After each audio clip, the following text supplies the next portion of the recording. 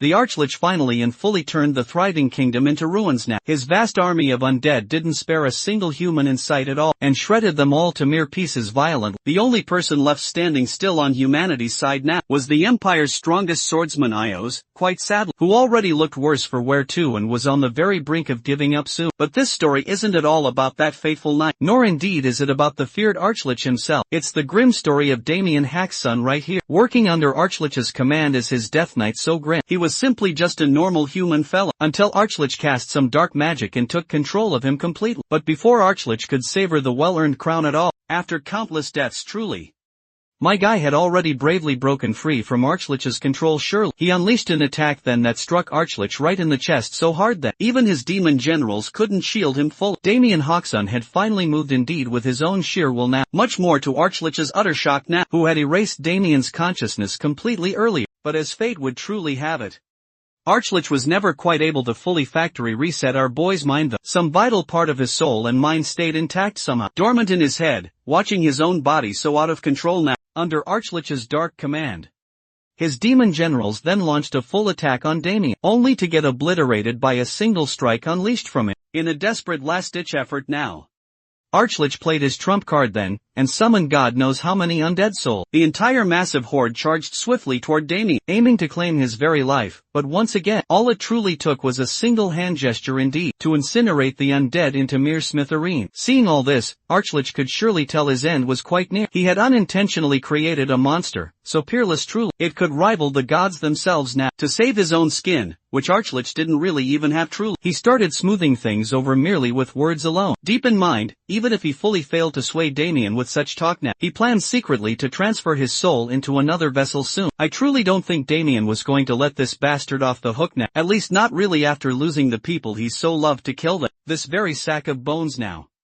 Damien went even so far as to create a technique that severs souls themselves first. Absolutely. Archlich flatly refused to believe such a technique even existed at all. Still, he tried to make a quick run for it just before it was all too late. But in fact, it was already way too late now, because my main guy had finally unleashed his lethal final strike that, hitting Archlich directly squarely in the very chest that, at the very first, seemingly nothing happened. Much indeed to this bony head's utter relief. He was convinced the technique was just a mere bluff indeed, but he rather soon learned quite quickly it clearly wasn't so. Some very painful magic mojo took strong hold, and he exploded right then, leaving only his own empty skull directly behind him. Even that sole remaining skull was crushed now to bits by Damien surely. With his fierce revenge finally complete now, Damien simply lost his will to continue living. He literally even killed his very own family while under that bastard's control. He brutally slaughtered them all then.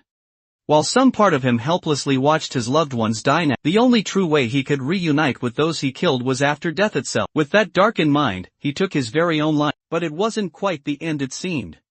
His desperate prayers were heard and he opened his eyes again now. The person in front of him waking up is his sweet older sister indeed. Bro thinks he is in heaven perhaps, watching his sister, though the unusual key thing is that she looks way younger now. She overhears him calling her younger and is flattered quite well, right on the spot there for a moment.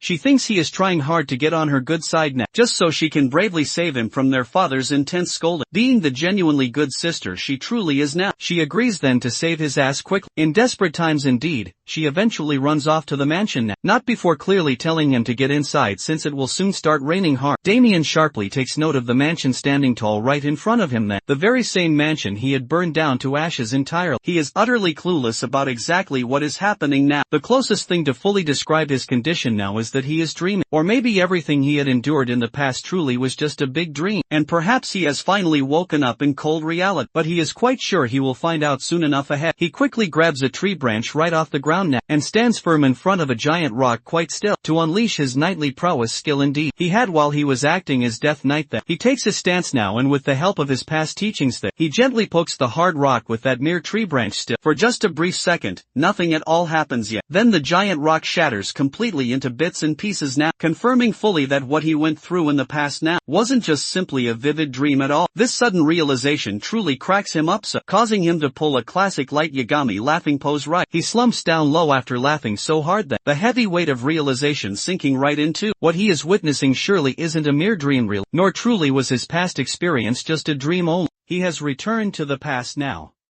A stark realization that hits him deeply indeed. Let's delve into a little background on Damien's life at this current age. As far as Damien could readily recall now, he was simply a clown truly, who always brought such shame to the family name with all his antics that his stern father was always there to remind him how pathetic and quite loser-like a son he truly was.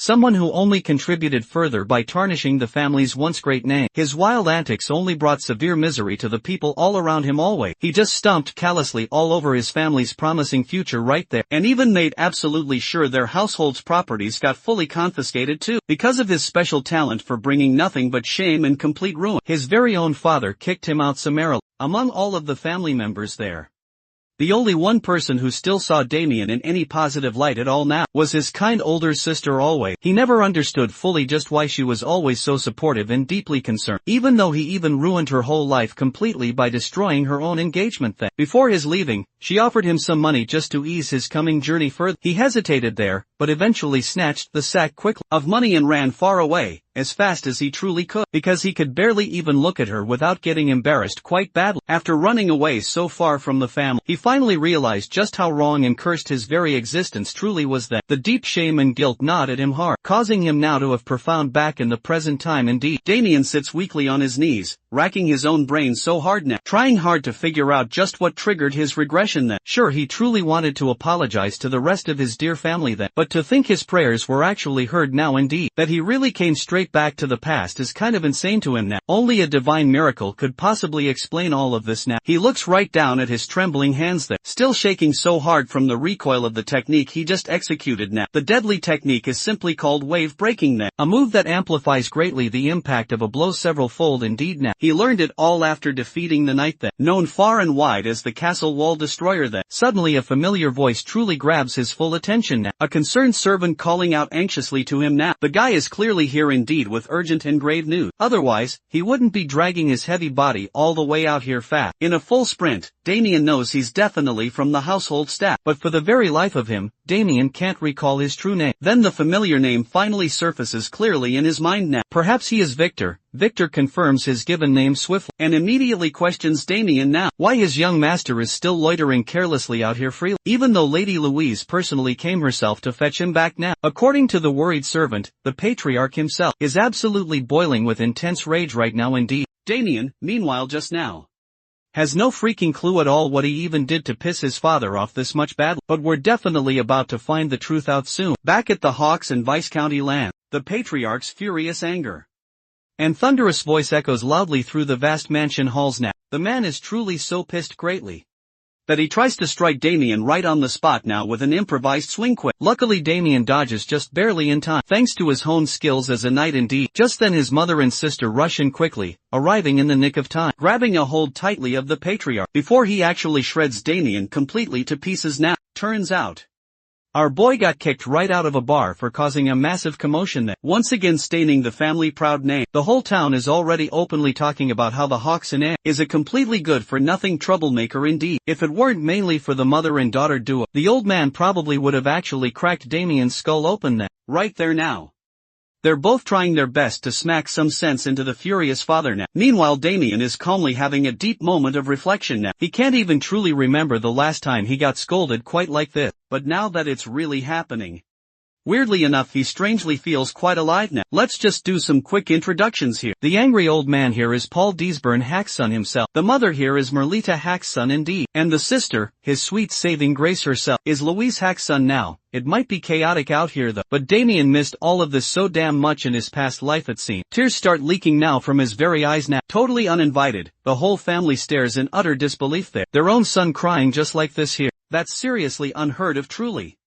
Even Deesburn simmers down just a bit before delivering the punishment. He gives his young son a chance to explain himself fully now, but Damien's got nothing, no valid excuses to give, no deflections indeed. Well then, this very response comes out as a total shocker to his father now. As far as his whole family is concerned really, Damien is the guy who always used to weasel his way right out of everything, with lame excuses even, but now he owns up fully to absolutely everything here. He admits that he brought disgrace to the Ha's unrespected name. It's all completely his fault and he's not ashamed to actually say it now. Deesburn now lets out a very long heavy sigh. This isn't quite how things usually go at all. Still, he's not really sure if a bit of sincerity now his son is openly showing is enough to let him fully fully off the hook. With all due respect given, Damien says he's ready to make up indeed for what he did. He's quite willing to do whatever it truly takes to fix the damage and salvage the family's great honor. And once he's gone and done that now, he's ready to bravely face any punishment his father ultimately sees fit. The bold declaration leaves his own family completely stunned. He sounds much like a completely different person indeed. The father even silently wonders if the boy struck his head or something. Scene quickly cuts to Merchant City Landward. Victor and Damien are quietly sneaking toward the old pub. The servant is visibly quite tense now, full of apprehension now. He's not entirely sure this is a good idea at all. There are scary rumors that the old pub is backed by a syndicate there. If that's quite true, things really could get quite ugly. But Damien, who was really once a fearless death knight himself, just walks straight past his scared servant, casually giving him clear permission to head safely back if he's truly that scared. Victor, ever quite the loyal servant still, he shakes his head for duty's sake, duty-bound, and isn't about to leave his master now, especially not simply because of fear at all. Damien gently reassures him that they are only here now to talk to the pub owner himself, and sincerely apologize most deeply for the terrible mess he caused last time that he just truly wants to make things right again. As he walks along further now,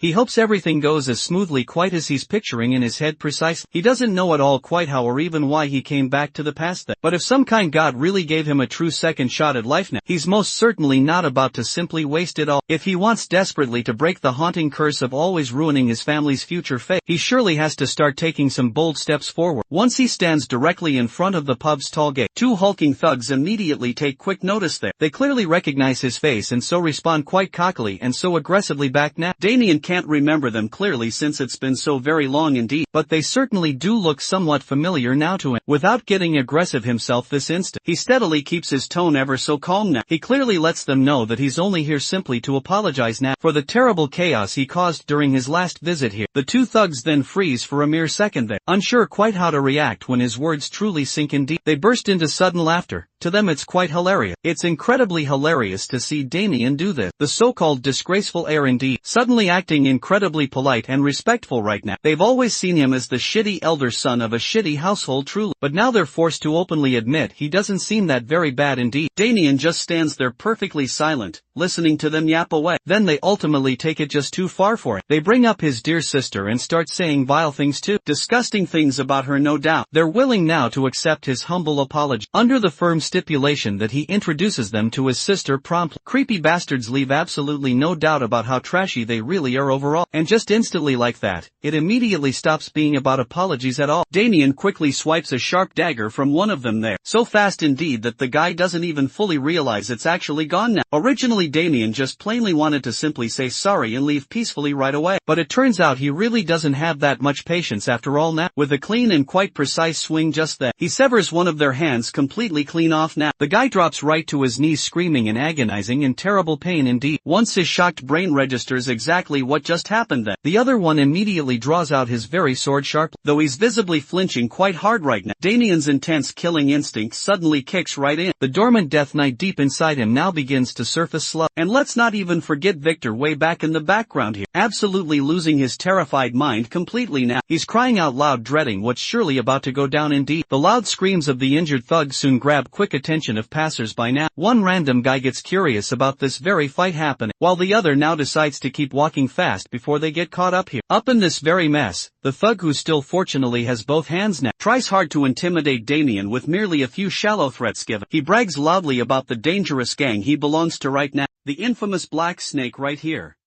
No one ever walks away unscathed after messing directly with Black Snake at all. Looks like these men aren't just random street thugs truly. After all, even Damien has some old memory of this faction specific. Black Snake, that's the organization's name, expanding its dark influence in land work around this time precisely. And this very pub is one of their usual spots then. When Damien complained about their overpriced food way back in the day before, the only single thing he got in feedback was a truly brutal beating, nothing less. Not just beaten, they also humiliated him terribly in front of everyone out there. Now that he fully thinks about it all, he's the true one who actually deserves a real apology here, not the other way around at all. back now to the intense fight. The tough thug makes it very clear that being a noble just won't save Damien at all from the consequences he's definitely about to face badly. He finally lunges forward with his sharp sword swiftly. At absolutely full strength, Damien just calmly takes a quick step back now, trips the cocky thug over his feet quickly and lets the poor bastard eat some dirt harshly. Before he can even possibly finish coughing loudly and properly get himself up at all, Damien's already right on top of him closely with his lethal dagger strongly. The foolish bastard should be very grateful that he's only about to lose one single leg in this case. If it truly weren't for his dear family, even wiping these guys right off the face of the world wouldn't be hard at all. With that threat made clear, Damien slices clean off the thug's leg now, making him really double over there in pain. You see, more thugs then show up, drawn in by all the scream. They also seem to be quite a little shaken now, seeing the raw brutality that unfolded just there. Only one of the thugs feels courageous enough to stand right at the front, while the others all hide behind him clothed. He demands firmly to know which organization Damien belongs to now, and of course, obviously, where he's really from. Damien flatly denies any ties to any gang at all. As for exactly why he's here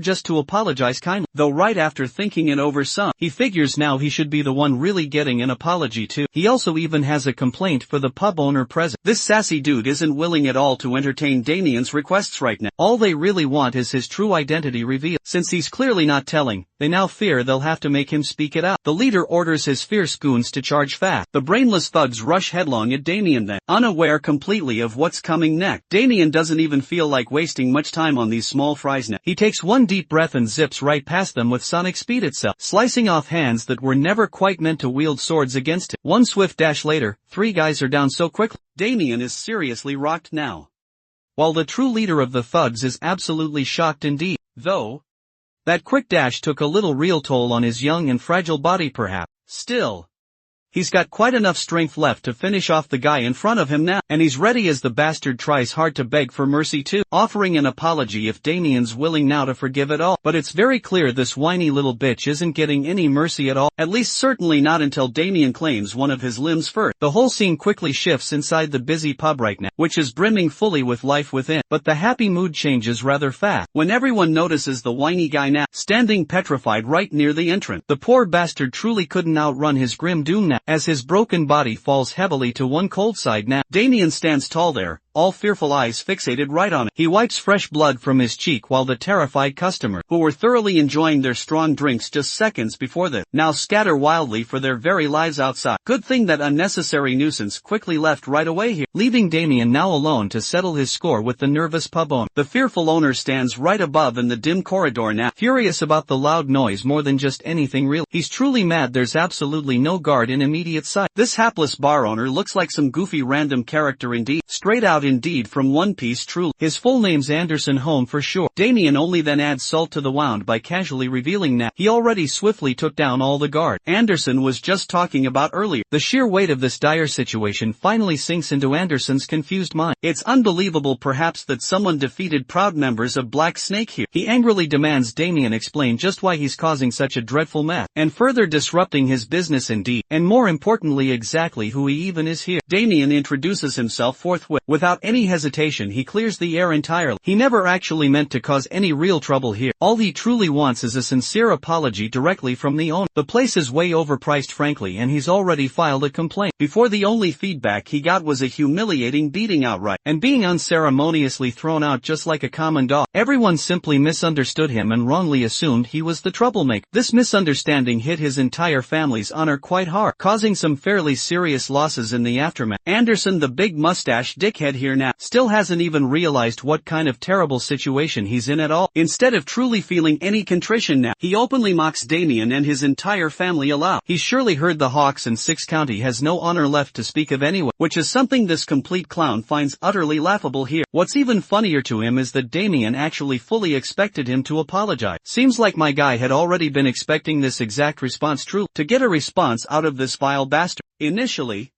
he was planning to spare this bastard just once he had apologized sincerely, but now, he's really got the perfect excuse to exact a juicy revenge he's been craving badly. He won't forgive this bastard talking trash now about his family. In a split instant, Damien maneuvers so very fast. He reaches the bastard standing right on the first floor, with the sharp dagger aimed straight ahead. He's ready to yank this bastard's innards right out, but it seems like our boy got carried away then and let his guard down just now. Some random guy rushes in bringing a heavy sword right down on Damien's back, knocking him right back to the hard ground floor. The sheer strength behind the blow is truly insane. The mysterious new guy's name is actually Ted. Someone Anderson's indeed been waiting for to intervene now. Damien admits this guy certainly got serious grit for sure. With the raw strength he's truly packing now. This now gets our guy really wondering how someone just like Ted actually ended up working at such a third-rate place indeed. Now he's very curious indeed to learn why a knight of this caliber here is even here at all. Truly, let's talk about the knights for a moment now. The glorious warriors all of on walk the true path of martial arts throughout their very lives. There's a distinct hierarchy for them all, starting off initially as a trainee and then an apprentice knight. Finally, they become an official knight finally when their skill level allows for it. That the official knights are recognized clearly as warrior, capable of effectively utilizing aura, to the point that they're mountain-level warriors truly capable of easily cutting down dozens of creatures right ahead of them there. They can even cut clean through castle walls without breaking a sweat here. In other words simply, the knights of this story are pretty damn strong still. So strong very in fact that they're considered as true transcendent beings now. That's actually the real reason why the bar owner is out here now, giggling like a complete lunatic because he's damn certain of his victory now. Even though Ted is just an apprentice knight still, he swears deep allegiance to the leader of the Black Snake organization right now. With Ted's deep involvement now, the bar owner is quite confident that our boy truly won't be able to leave this very place in one piece indeed. And yes indeed, the one piece is totally real. Damien stands on business, confidently questioning Ted's exact rank that he can finally understand just why now. He felt a distinct hint of aura in their previous intense clash, but his sharp revelation just now astonishes Ted completely, who can't quite believe that someone as insignificant as our boy here was actually able to sense his powerful aura, even when he truly did his best to carefully conceal it all. Thinking deeply about it for just a minute now, Damien pieces together the real reason perhaps why Ted even bothers working in such a shitty place like this. He fully thinks that now Ted wasn't considered quite good enough to become an official knight perhaps, and was unceremoniously tossed right out from the elite rank, leaving him absolutely no other place left to actually go. The fierce verbal assault has already chipped the knight's tough arm, while the bar owner anxiously tries to calm him right down by addressing cold payment. Hearing the stark word apprentice attached now to his proud rank, Ted's very blood starts boiling up now. Pissed as hell, he burst forth with incredible speed then to slice down the arrogant noble's mouth directly, in an effort to punish him firmly for being disrespectful indeed, but without fearing for a thing at all. Our boy simply stands there calmly as Ted's blade is about to slice him down hard. He evades that heavy strike at the very last second somehow, which means if he hadn't dodged the sharp attack, the enraged apprentice knight would have sliced him clean in half surely. Preparing himself carefully for a second sharp attack, the apprentice knight unleashes all his swings fiercely at Damien then, while our boy is dodging them all without much difficulty right now. He's starting to grasp firmly on his opponent's skill clearly. From the looks of this intense fight, Ted doesn't appear to be just an average apprentice knight at all, demonstrated aptly by his sword ability and precise swings indeed. Bursting more with fury, the apprentice knight unleashes that wide slash quickly, which is easily evaded fully by the young master skillful. Despite possessing some good combat ability from the distant future, Damien is having then to struggle still with his body's physical limitations. Sadly, he simply can't quite make the best out of his current state yet, and it's indeed a learning moment for him to prioritize managing all his stamina well. The apprentice knight is getting frustrated now that none of his attacks are connecting still. So right this time, he goes batshit crazy and imbues his own body with a slight glimmer of aura all around. Realizing what's coming his true way now, Damien predicts his opponent's secret special technique outright. The apprentice knight launches a linear swift sword strike forward, coated vividly with immense power indeed. As the sharp blade is about to pierce his very body here, Damien calms down deeply even in the face of imminent certain death now. He simply wants to respond with a potent technique of his own too, one that can counteract it successfully, for sure. Recalling now his traumatizing old days as the former Death Knight that he remembers facing the legendary notorious Killer One, the certain one known well as the Blade of Actual Death. This skilled assassin was deeply revered as a true force of wild nature even, so the Death Knight then came to finally face him full. The Dark Phantom Assassin indeed immediately pointed his blade right at the monstrous-looking knight, stating clearly his intentions of killing him if he didn't run off now. Realizing quite clearly that the Death Knight wasn't going to comply, a sinister side then evoked deep inside of the Phantom Assassin. The bloodthirsty beast was thrilled to find yet another fresh target to kill. In fact, he truly wanted to use his secret technique to give a performance unlike any other indeed, thanks specifically to his perceptive eye. He was completely able to analyze the key vital points of a human body, utilizing efficiently the water deep inside of it. And then he unleashed the ultimate Kit Kat technique now, which he probably actually learned directly from Sukuna, slicing right down fiercely on the Death Knight's tough body. The very best part truly, he did all of that using a basic wooden sword, which vividly shows the greatness indeed of his impressive technique even more. The Death Knight's torn body rested now heavily on the ground, while the Phantom Assassin proudly celebrated his recent victory. Little did he even know that the Death Knight wasn't going to die that easy now. In fact, quite surprisingly, when he turned right around, he saw true doom. The creature's torn body was linking back together slowly, his flesh and vital organs forming back quickly into one central piece, even after being cleanly cut quite in half. Yep, that's because the Death Knight whipped out the true anti-Kit Kat technique straight from the Heian era now. With his strong body fully reformed instantly, the Phantom Assassin began to realize fully that he really screwed up by targeting an undead monster outright. Here's truly the icing right on the cake now. After experiencing the same devastating technique used on his own very body, Damien instantly learned how and mastered it quite fast, and was able now to use his perceptive sharp eye to target the Phantom Assassin's weak vital points then, without even being able truly to comprehend what was really going on. The powerful Death Knight slaughtered the foolish assassin by giving him the very same brutal treatment given. Instant karma for sure. And he did it all without a sword even. The truly maniacal assassin experienced excruciating, sharp pain, all the while even being unable to comprehend fully how someone suddenly was able to copy his deadly secret technique so fast. And that now leads us back to the actual present moment here. A quite similar expression is worn now by Ted then, one of despair and ultimate defeat now. He's truly down there on the cold ground. His body hasn't been severed quite in half in a gruesome manner at all, but it certainly did experience a very deep slash indeed. Our glorious protagonist now eloquently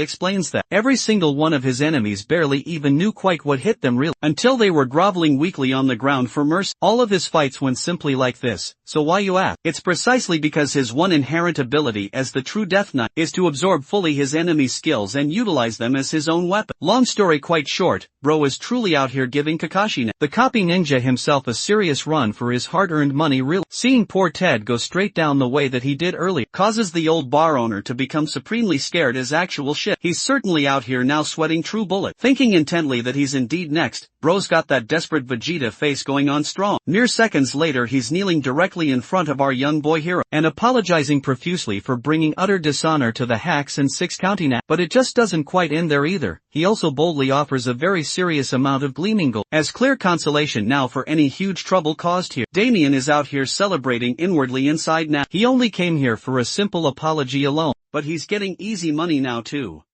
He decides then to let the matter slide a bit and glances at his servant Victor, who quietly observed the whole unfolding scene closely. The servant quickly comes forth to collect the full amount, questioning his very own senses after what just happened. He saw clearly how the young master dismantled the knight with such a crazy technique at the very last second. It doesn't quite make sense to him though, how the young master suddenly obtained very powerful techniques now. In the very next scene, they're leaving the bar right now. Victor comments now on how he's never had to carry so much money before now. But something tells me the bar owner surely isn't finished here, because this scumbag clearly intends to take his revenge later in the future. His true intention is now to speak to the leader of the Black Snake organization soon. But as he's plotting his next revenge scheme ahead now, our boy boldly comes back to humble him by slicing off his right ear completely. The bar owner screams aloud in utter agony, while Damien pointedly reminds him that he couldn't quite leave without rendering an appropriate punishment first. Oh, and he already anticipates the bar owner's very next move now, and he's more than indeed happy to leave a bold message, specifically for the leader of this organization. Damien's only stark warning truly is that, if the organization ever dares to mess with his own family, he'll wipe them all out completely. Despite having his ear cut off firsthand, he still intensely wants to take his own revenge, and fully intends to report back to the organization later. But that's all for later, as our boy simply keeps on walking ahead strongly. Precisely as he's heading directly out now, he fully comes to terms indeed with his own wrongdoings in his previous life then.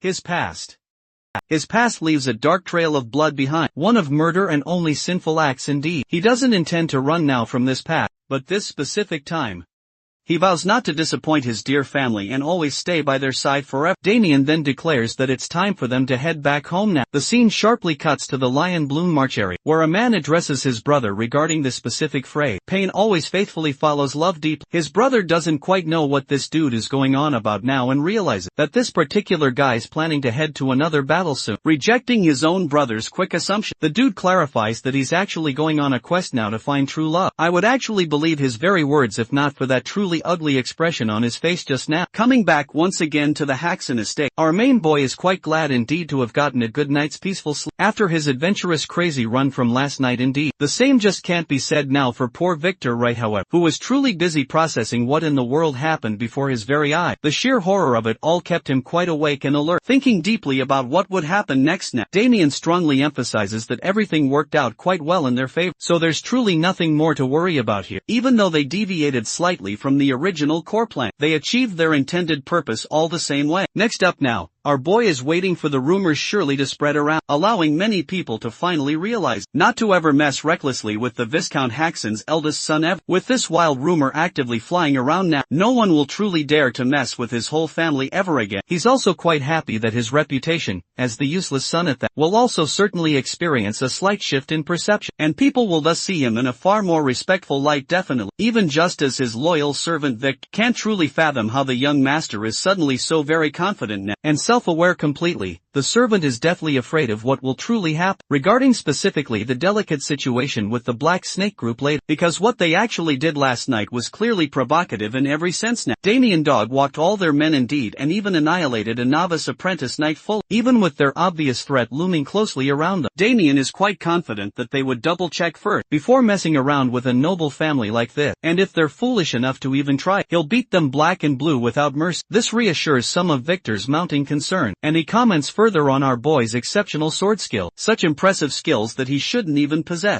which truly makes him question now when the young master exactly became so capable in sword fighting. Of course, our boy quickly turns his face away, because he really doesn't have any good explanation for it. Damien simply tells him that he trains every now and then still. Speaking candidly of Damien himself, his father is out here channeling the amazing speeds of Barry Allen. The Flash Bro is quite pissed that his own son was gone all day yesterday. What's further more troubling, he's deeply scared that the kid must have caused even more trouble again. Showing absolutely no outward signs of true fear, Damien urges his father to calm down now, because he handled absolutely everything and rectified his previous mistakes swiftly. He then sternly tells Victor to reveal their prized possession now. That glimmering gold coin seduced his parents rather quickly indeed. It's simply the easiest way to make them truly happy. The young master informs them of his recent travels to the same tavern, and precisely how he cleared up a certain nasty misunderstanding. A miscalculation indeed, that they did clearly make, and because of that fact, they gave him consolation money for their mistake now. I just truly love how he omitted the part where he cut off like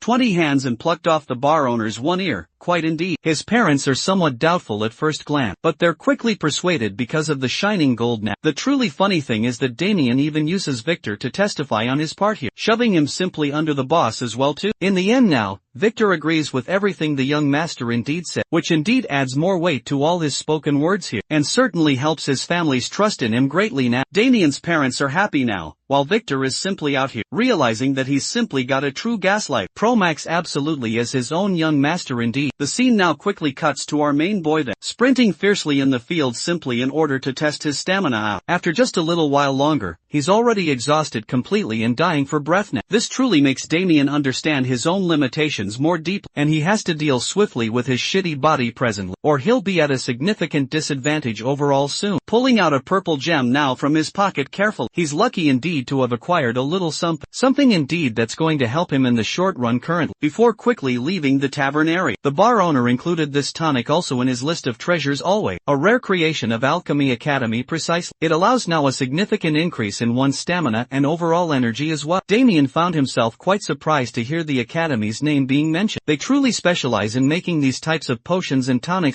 and they're so very good that their value is equal to a gemstone surely, all for the good of this young master seemingly, who got his hands on it for absolutely free presently. He quickly gulps right down the tonic rapidly, and in mere seconds only now experiences a huge jolt of electrifying energy brewing well inside of him completely. The potent effects are working almost right away indeed. He crushes the vial, truly reflecting that his most important goal right now is to build up his body fully back to the way it once was, to become the unstoppable Death Knight himself. The spooky Archlich Dorgo's always bound to unleash his vast army of the undead that, ravaging the whole world to ashes soon. Damien has to make absolutely sure to prevent that dark future from happening, no matter what it takes. That's why he's hell-bent indeed on regaining his power. It's the only true way he'll be able to protect what's dear to him now, his family's safety and happiness always. Pumped now for another run, he bolts off quickly, declaring firmly that he'll kill the Archlich himself, and this very time he'll make absolutely sure Dorgo's stays down for good. That very night now, the scene dramatically cuts to the Tower of the Black Snake Group. The grunting Fatso was disappointed much in the apprentice knight's defeat there, especially indeed since they spent a fortune hiring him previously. Ted's current condition is really quite bad, so very much so that even the underlings think indeed they should get him properly treated. But off-brand Kim Jong-un right over here is truly ruthless and orders Ted to be thrown directly into the dumpster outside. Meet now the boss of the Black Snake Group itself, Cedric Walker here, who apparently doesn't believe at all in second chances, and wants Ted to be disposed of right away. Yes indeed. After all, they can just buy another one now in his place. Mustering now all of his own strength, the apprentice knight firmly takes a valiant stand, and comments sharply on how disappointing this ending truly is. Cedric swiftly turns around, quite surprised to see the knight still capable of holding his very ground at all. He actually offers Ted a second chance, but only if he gets treated swiftly. But based on precisely how he was about to dispose of him just a minute ago, the apprentice knight is so thoroughly pissed off here that he lunges quickly at him directly with his blade now. But despite his desperate attempt here to kill the organization's cruel leader, he is quickly stopped by a dark shadow tendril, which swiftly chains him and renders him entirely harmless. The very person responsible instantly appears now, and prefers killing the apprentice knight as an integral part of their contract. Cedric is more than truly happy to see just how their newest hire will perform overall. The helpless knight can only sadly shout complaints out loud. The dark mage ends up chanting a command aloud, unleashing demonic creatures from the dark upon the helpless knight now. Before the knight can even comprehend just what's going on, he meets his bone-chilling demise quickly, despite him even begging for mercy then. The 5 demonic beasts devour each of his limbs as well as his head whole, ripping his body apart as his desperate screams reach the very ceiling above. By the very end, the only thing that's left of Ted is a miserable foot now. Bruh, probably got the worst death I've clearly seen in a while now. Cedric is disgusted, but at the same time quite impressed. Yeah, he accepts the powerful mage into his growing group, and requests for cleaner deaths from now on forward. The dark mage is happy to hear that very request and awaits his next target soon. The ruthless leader of the organization expresses the recent grim incident now, which sadly included a noble who messed with their members then. However, Cedric isn't going to be stopping at all. All he truly cares about at this moment is for Damien to suffer an agonizing and gruesome death eventually, and he's even more than willing to increase the high pay for it now. Cedric then pays the dark mage his commission well in advance promptly. The dark mage is indeed more than happy to take up this task and execute it well, with success almost panting in exhaustion, quite desperately. Our boy now continues his intense epic training arc now. He's out here doing squats, yes, with a heavy load on each side there, helping him become overall muscular and amp up his stamina intensely. This intense training regimen is really doing wonders for him indeed. But strangely enough, the past few days have felt far too quiet actually, almost indeed as if true disaster is right around the dark corner now. He was fully expecting the Black Snake organization honestly to come and just shoot him down coldly. By now, as he's just about to drink from his bottle now, he actually senses the dark presence of 2 assassins nearby quickly. Realizing now that they're the scumbags of the vile organization here, our boy zaps in now with incredible speed to pin them down hard. To his utter shock indeed, the dude he ends up attacking really isn't an enemy here, but actually it's Abel, his nerdy brother bro. Sadly, he immediately releases him fast, causing his younger brother to then flop to the ground now. Abel is awestruck now by his older brother's incredible strength overall, and he was fully expecting now to get his head popped brutally just now here. It's indeed a good thing that this didn't actually happen. Damien apologizes sincerely and offers him a hand now, sharing clearly that it was never his intent at all to treat him like this. Instead of truly accepting his older brother's offered apology, the nerdy brother boldly reveals now that he learned all about Damien's troubling situation at the bar, and precisely how he managed to get an apology from the owner himself. However, strictly from what he's actually heard, he surely knows that a major fight broke out violently and dozens were injured badly. Abel accuses his very own older brother of lying directly to their own family. Instead of simply deceiving him slightly, Damien actually confirms the cold facts as the harsh truth plainly. Hearing this cold hard truth, Abel abruptly jumps in his face in pure shock, questioning aloud. How in the hell his brother was even able to face off so many strong people? It truly doesn't even make sense unless he hired Agent 47 or something equally crazy. Even though Damien fully accepts indeed that he's the one who did absolutely everything, Abel still remains utterly unconvinced now. The only crucial thing he actually cares about deeply is that his older brother doesn't just go around dishonoring their family's good reputation. Indeed, they're already sick and tired of cleaning now the troubles he's caused in the distant past. Fully understanding his little brother's clear annoyance, Damien pats him gently on the head now, reflecting that his little brother has a pure heart now, and has always wanted the very best for his family. That's why he doesn't find himself annoyed truly at his attitude. In fact, he smiles warmly at Abel too, stating that there's nothing at all for them to worry about anymore. Their quiet meeting is interrupted by Victor now, who comes in panting to deliver some shockingly bad news currently. His sudden announcement causes both young masters to grow alert right then. In the following next scene, they quickly dash into the family estate and burst fully open the door now, only to find his parents sitting opposite to a certain familiar man. This is indeed the same dude from earlier on now, who wanted to go forth on his quest for love then, or whatever exactly the heck he fully means right now. Seeing Damien arrive there so incredibly quickly now, the arrogant man expresses his innocent intentions here, of sharing exactly what happened at the banquet hall now. Meet the infamous Erwin Lionbloom indeed, the evil, quite beta version of Erwin from Attack on Titan so far. Unfortunately, he shares some very terrible ties with our protagonist that, to understand just what happened between them both, we'll indeed have to go right back to the past that, at the banquet hall, he and Erwin had a little beef then. Apparently, Damien was quite offended by something specific, while the calm, collected Erwin only riled him further onward. The drunk one.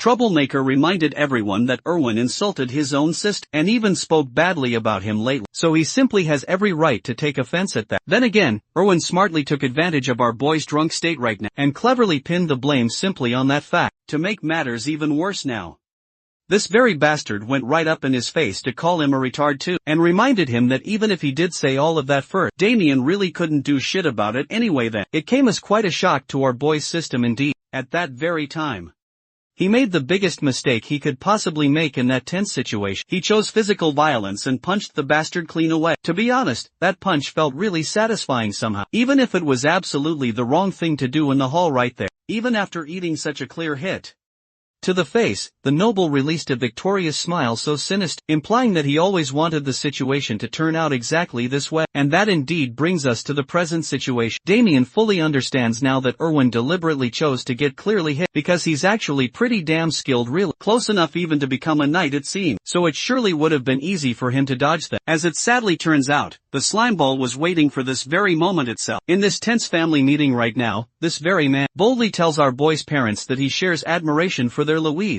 their daughter indeed. At first, the Viscount doesn't quite get what Erwin is trying to so clearly say. That's sadly until Captain Dushabag arrives over here, boldly declares a marriage proposal between himself and Damien's sister. The sudden announcement truly rocks the Haxon family to their very senses. Damien quietly internalizes his growing frustration, knowing deep down that this is the exact same sequence that took place in his previous life, before the real bastard took advantage of his family's dire, poor circumstances then. Erwin now doubles down even more, by saying plainly that he'll forget what happened at the banquet hall, but only, of course, if they willingly become a part of his family, therefore preventing any bitter bad blood between the two great houses. However, his proud father firmly denies such a shocking proposal. Like the giga-chad he truly is, Erwin's inner frustration grows greatly, after discovering the hard fact that Louise already has a fiancé set for imminent marriage. But then comes the real weighty issue of his public humiliation at the banquet hall. Erwin coldly reminds the Haxon family that they certainly won't be able to adequately deal with the grave consequences that ultimately come with denying his generous proposal now. It will surely end in a very wrathful outcome. The true scumbag offers them a final, cruel dilemma. It's either they choose him plainly for their beloved daughter, or they shall suffer the full consequences. This is truly a difficult, tough decision for the Viscount to consider now, knowing that the Lionbloom family is indeed tremendously powerful among the nobles even then. Truly, he knows just how awful and shitty of a person Erwin truly is indeed. His own dear father's instincts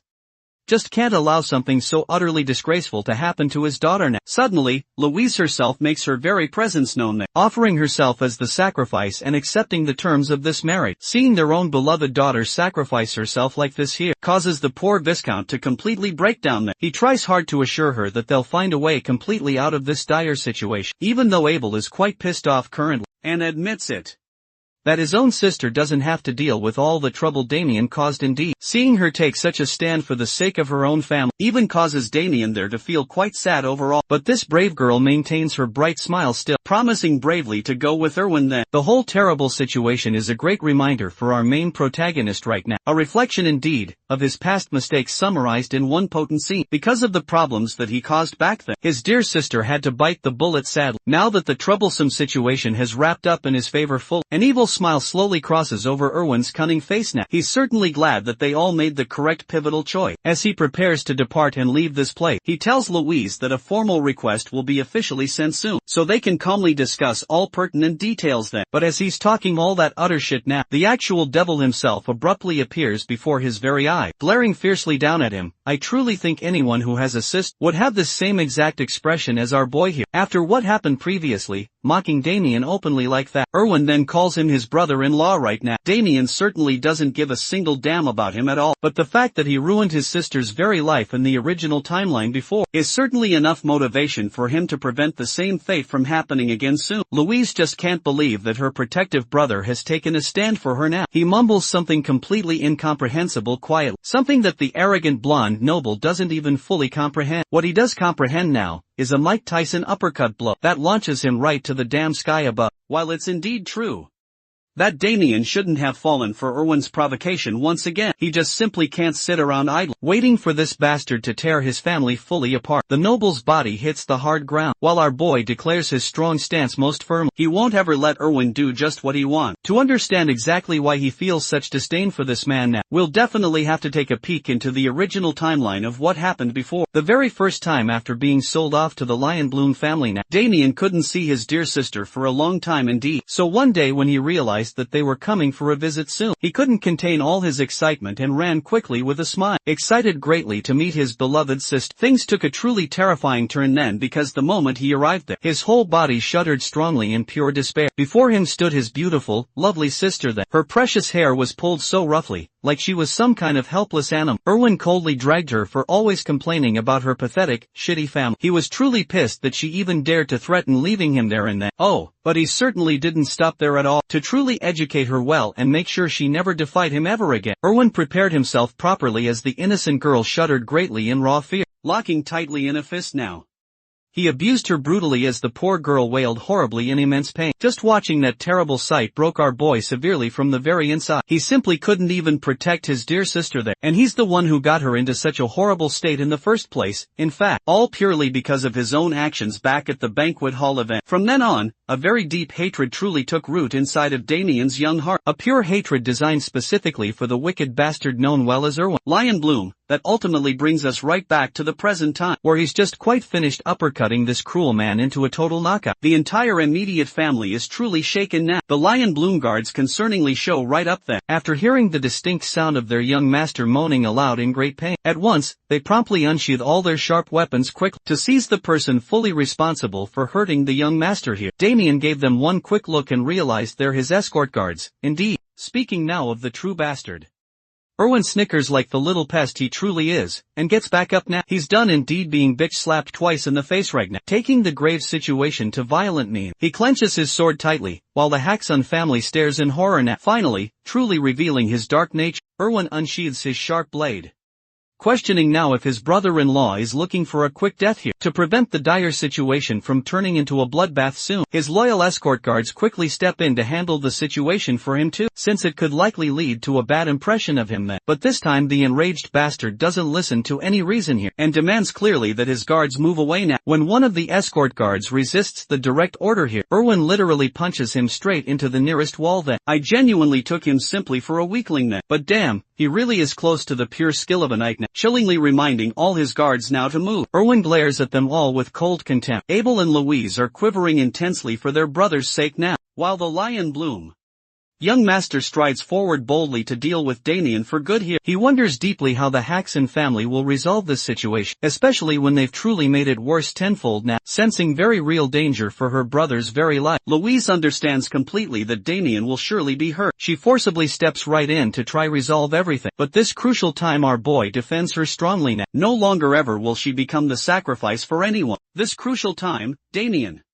Her older brother indeed will handle this dire situation, as he gives her a reassuring look of assurance that everything is alright now. It's time now for an official one-on-one clear duel. Hearing the tense word duel astonishes the Lion Bloom young master here. Damien now makes his bold offer very clear, stating he'll gladly do anything Erwin truly asks of him now, if he is clearly defeated badly in the duel itself. But crucially, if our boy wins instead, everything that happened up to this very point will be forgotten soon. From both sides, interestingly enough indeed, Erwin simply doesn't want to accept the conditions for this duel now, because he already truly got what he wanted out of Louise then. She already formally signed an approval from her side then. Instead of just backing down quietly, Damien now takes a smart approach by challenging Erwin's own ego, stating clearly that he's a total coward for backing out of the duel right now. Basically bro said no balls to a fair argument there. The funniest damn thing is that it actually really worked. Erwin even considers fully accepting the duel now, simply because he just thinks he'll mop the floor completely with Damien, in a real heated battle.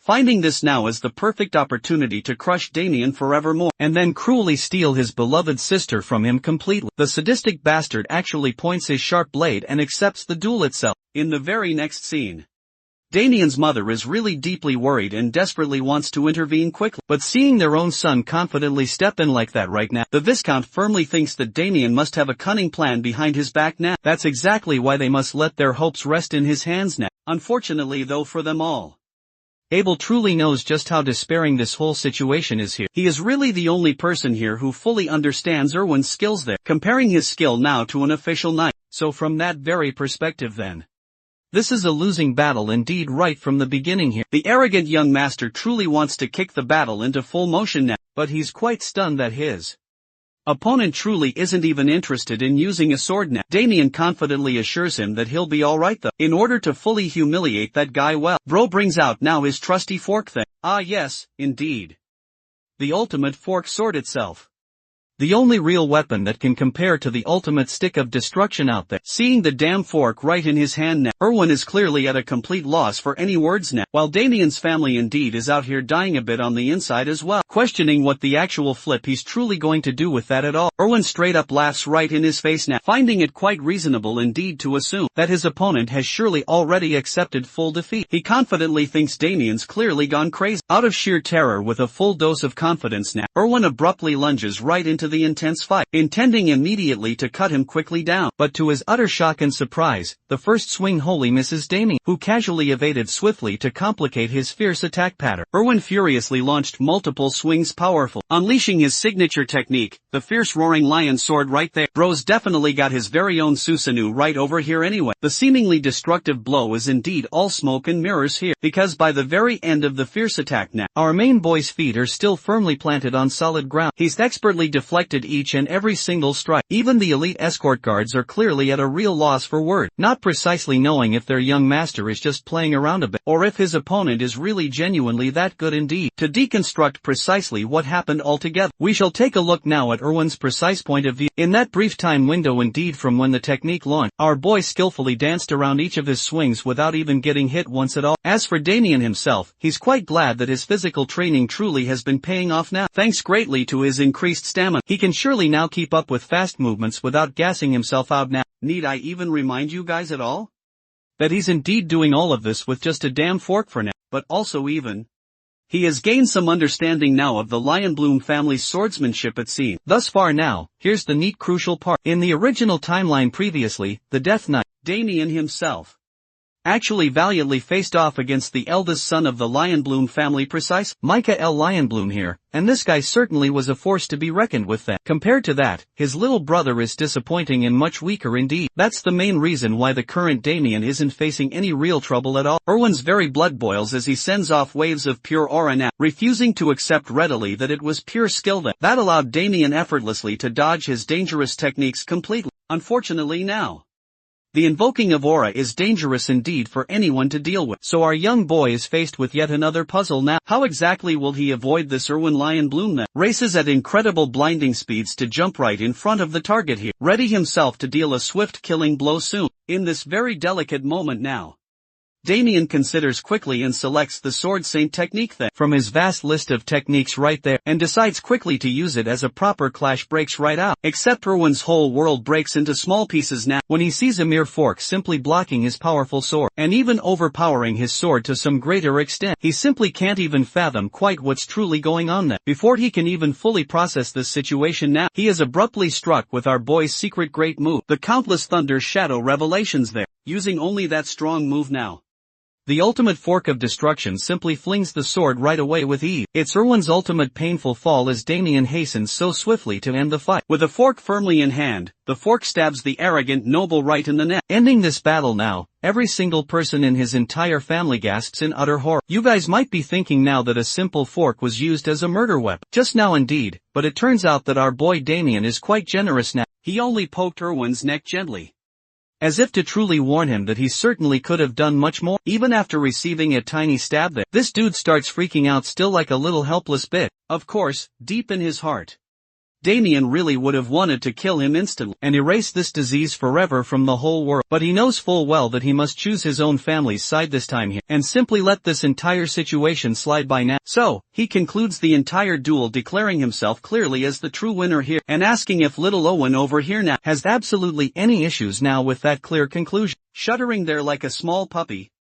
the arrogant noble has been thoroughly reduced to a harmless doll now. Damien straight up tells this dude indeed to just get completely lost now, as the intense scene comes swiftly to its end now. If you guys all think the way Damien handled that humiliation truly was satisfying, then like the video now and show your support there. After the duel, the family shares a quiet breakfast the very next day. Having finished his morning meal, our boy gets up now to leave for his training. With him quite gone, the family sulks in their sadness. Particularly, the boy's mother truly is curious, and wonders just when they'll talk to Damien about what occurred there. Speaking of which, Abel is out here indeed having a system reset. Dude truly is in a permanent state of pure shock, unable now to comprehend how his brother suddenly became quite so goddamn powerful like that. Even his dear parents are concerned now. The Viscount breaks the silence then, emphasizing there that it wouldn't be right now to force their son for an answer. He thinks the right decision here is just to let the boy reveal the honest truth when he truly feels the time is quite right. I truly really like that they're not forcing him right here. Such a pretty nice touch indeed. Apart from that there, his father is visibly shaken still, though he remains curious about his very son. The look of utter death he sees in Damien's eyes now intimidates him so, to the point he truly doesn't want to confront him about absolutely anything. Even though Damien is indeed his own flesh and blood now, that boy really has become a lot more intimidating than before here. Shifting the perspective over to our boy's side, truly, he's currently out here taking inspiration directly from Rock Lee, arming his own body with heavy weight to train hard for endurance here. As he's just about to head right out now, Louise quickly catches right up to her dear brother. She's indeed the very first person from his family who truly wants to talk about exactly what happened just the other day. While she's struggling just to form her very words now, our boy realizes his terrible mistake and immediately lowers his own head, apologizing deeply for the sheer trouble he caused and just how he forced her to be in a vulnerable position. While he's ranting ever on and on about his heartfelt apology now, his sweet sister stops him there, offering her sincerest gratitude deeply. He really did stand up strongly for her, and she feared truly for her own life. Even though she didn't show any of her true fear right in front of Erwin, it's purely thanks to her brother that she avoided such a miserable fate. That hearing her admit that truly makes Damien very happy now, to have indeed made a difference always. Knowing that her brother stepped up for her great cause to save her bravely too, is the main reason she's so very grateful for him clearly. In a warm and gentle moment while receiving her gratitude now, Damien offers his very own sister instead, shows her very love for her dear brother, and her brother returns it all back with interest now. He's quite thankful for everything she's done for him this far along. Before Louise can truly comprehend what he means by all that, he prepares quickly to leave. Even as he's leaving soon, she offers him a sword then to take with him today. It's actually their own father's most prized possession indeed, his very favorite item truly to show love for his son too. The Viscount gifted him the blade long ago then, so that Damien could use it in his training from now. The boy is rather shocked to hear such consideration from his father actually, while Louise reveals clearly that even though their dear father can be tough on the outside world, he loves Damien a lot, funnily enough as is. She does her father's perfect impression now, to remind dear old Damien never to use a fork ever again now, because it's simply disgraceful for this whole family for sure. Damien's pretty damn convinced indeed by her impression exactly, and unsheathes the blade now, finding himself most impressed by what he sees there today. He's currently in his father's debt now. Hilariously enough, when we go back to his father's vast sword collection, we get to see all of that This very man has a whole bunch of swords at his disposal still. He's just complaining needlessly, for no real reason at all. In the following next scene, terror looms darkly in the shadow. The evil mage and his vile dark magic have made their way to a certain estate indeed. The weary night guards are out here yawning in exhaustion it seems, and just right when they're caught completely off guard there, the encroaching shadows take over them totally, dismantling both of them in a mere single instant now, with the quick two of them down then. This mysterious, dark mage quickly makes his way through the gate soon. In just the few brief moments that followed thereafter, the evil mage slowly then made his way inside the large house now. Abel and his dear parents are all asleep soundly. The dark mage quietly steps directly up to Louise's room there, who is also dozing peacefully off, not knowing an evil man is hovering over her closely. This disgusting piece of filth is thoroughly enjoying himself just staring at her now. Even though he came here now on behalf of the infamous Black Snake too, he thinks now, he's found something fun indeed to play with. The filthy mage finds himself startled completely when he discovers a voice coming from directly behind. It's our boy now, who is aura farming right there at the door to look even more badass than he is. He gives the bastard a disgusting look now and questions his actions clearly. The call out is real indeed, as Damien goes on to express that he was able to sense strange energy lurking all around their house, so he simply decided to check it out then. The perspective now of the dark mage is quite interesting. Even though he used a special type of potent magic to put everyone soundly to sleep, it appears right now that Damien was unaffected much by it. Not just merely that, the dark mage couldn't even detect his presence well from behind, until he spoke aloud. These factors alone now are enough to convince him that this guy is troublesome indeed. So he quickly turns right back and unleashes Vegeta's Gallic gun over here precisely. Dodging the strong magic blast, our boy moves quickly to a different position now, all the while frustrating greatly the dark mage himself, as he fails even to understand just what's happening at all. Damien prepares his sword swiftly, throwing the very same question back at him there, as he reminds the scumbag that he's the one indeed who invaded their house. Suddenly the mage fully realizes that he's actually speaking to his target now, Damien himself of the Haxon house. Confirming his identity now, our boy pulls his blade out, locking a lethal, piercing glare at the mage then, and demanding to know now why the hell he stepped foot into his sister's private room. The powerful magic attack shook the entire house, and woke the rest of the dear family. The mage realizes fully that he's gonna be in deep trouble very soon, if the servants have already awoken at all, since he's supposed to execute his dark task cleanly as per his direct order. The cunning dark mage decides to strategically retreat for now, as he's fading swiftly away into a shadow mist now. Damien tries so hard to stop him, unfortunately that there's little you surely can do while fighting the damn empty air, so his sly enemy escapes quickly through the window and out the house too, disappearing silently into the vast distance ahead. With the overall threat neutralized now, Damien suddenly spots indeed a shred of the mage's dark energy. It appears clearly that he left some of it behind. In the very next scene we turn to the perspective of the servant they've just then discovered.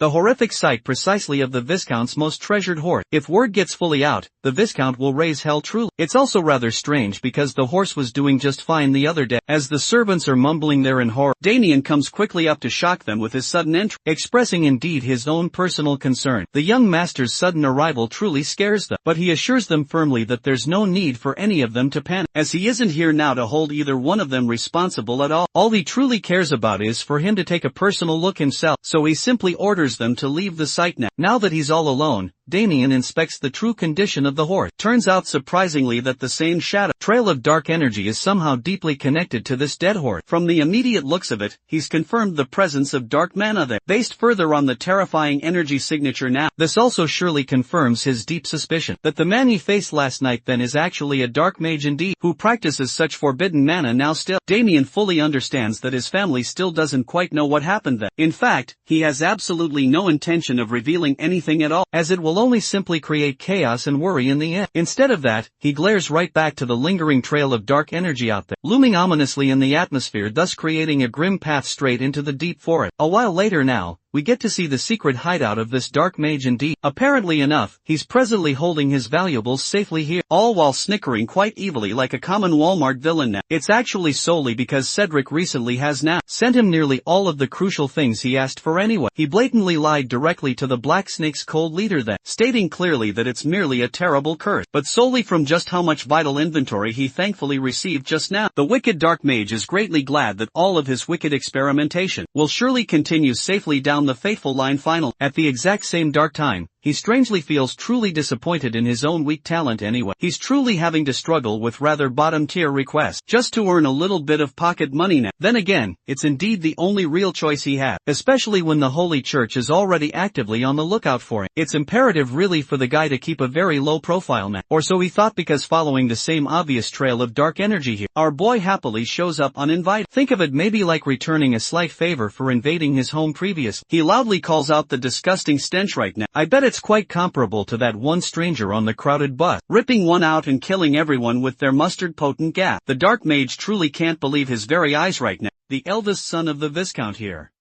the man he fought fiercely yesterday even, has just showed up directly to his literal doorstep now. It truly bothers him that Damien managed to easily discover his little hideout here. I mean, it indeed wasn't hard at all, I bet. Considering indeed the simple fact that his man smells pretty much the same as the average gamer's very room there. The dark mage shares now how he had heard all about the rumors of the nope standing right up to the members of the Black Snake group. But now that he's seen this kid in person finally, he can tell Damien is more truly powerful than people believe him to be indeed. The young master is quite glad that he was sharp indeed, knowing that the dark mage shares some connection with the evil organization as well. The dark mage openly confirms this all, revealing now that a part of their dark deal is to make sure Damien suffers a most agonizing death there. Hearing all this makes him laugh as he declares what's about to happen now, pointing out clear that the mage will die for taking on such a dark request. Hearing such a ridiculous remark from him quite now, the mage laughs out, unveiling his sinister true nature and finding joy in his victim's delusion always. He's in the mood indeed to make the perfect experimental pet out of Damien right. After capturing him fully, the swordsman prepares his sword right then, assuring the mage clearly that it won't be the true case here, because in this very life, he promised himself that he won't kill anyone ever, unless it's absolutely really necessary indeed. However, still,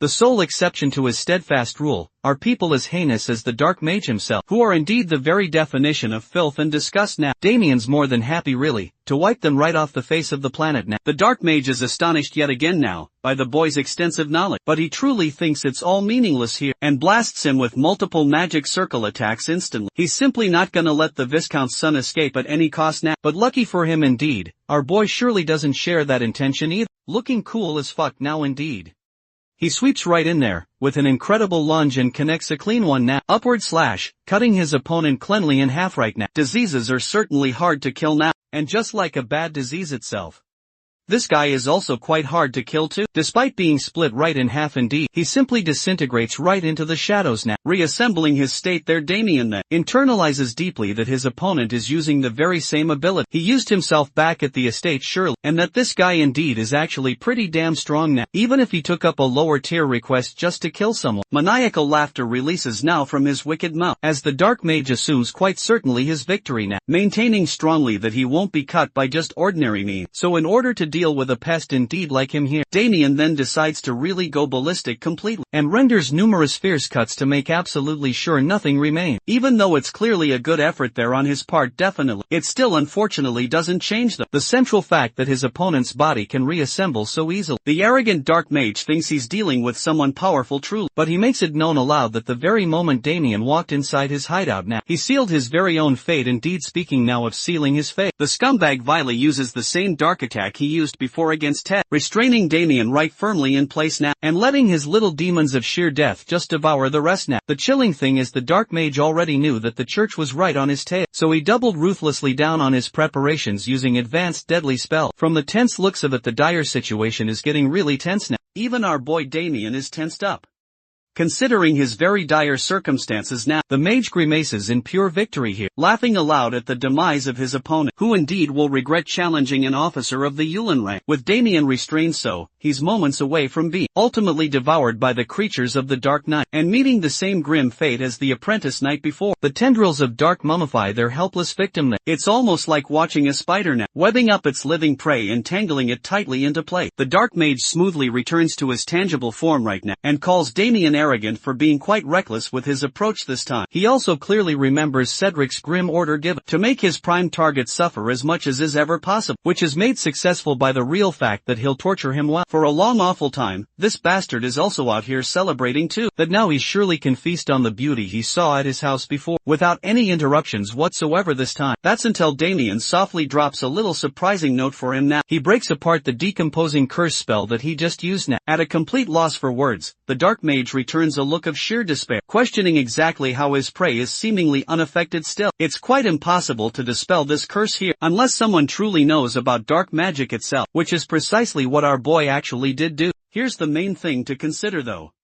Even Damien is quite taken aback indeed by what he did. I guess his powerful regression powers just kicked in now, because it appears he awakened an authority insignia right on his body, even though he shouldn't have it really at this point in the past. Let's talk more now about what an authority actually truly is. In this very world, it's quite known as the power of a god being gifted to mere mortal. In this particular case, Dorgo favored his Death Knight so very much that he infused the strongest magic and thoroughly binded it into him. Even after giving him indestructible magic, along with immense power, Dorgo himself was still left unsatisfied though. He really wanted even more out of his Death Knight now. The ultimate servant indeed, and also the sword of pure evil. Hence he ultimately decided to slit his own very hand, unleashing a dark part of his true power now, turning the Death Knight then into an ultimate weapon of war. A column of dark mana pulsed fiercely upon the Death Knight. Dorgo forced his own dark authority upon him now, and with a final decisive hand sign now, he imbued all of it directly into Damien's body too, carving a dark insignia right on his very hand. That raw evil power ripped his frail body right apart then, giving him a world of pain unlike truly any other now. By the final end of the long process, the Death Knight had truly transcended into a new realm of becoming unstoppable soon. This Gigachat had then received the full authority of a god too, and became a formidable force to be duly reckoned with now. Side note right here now.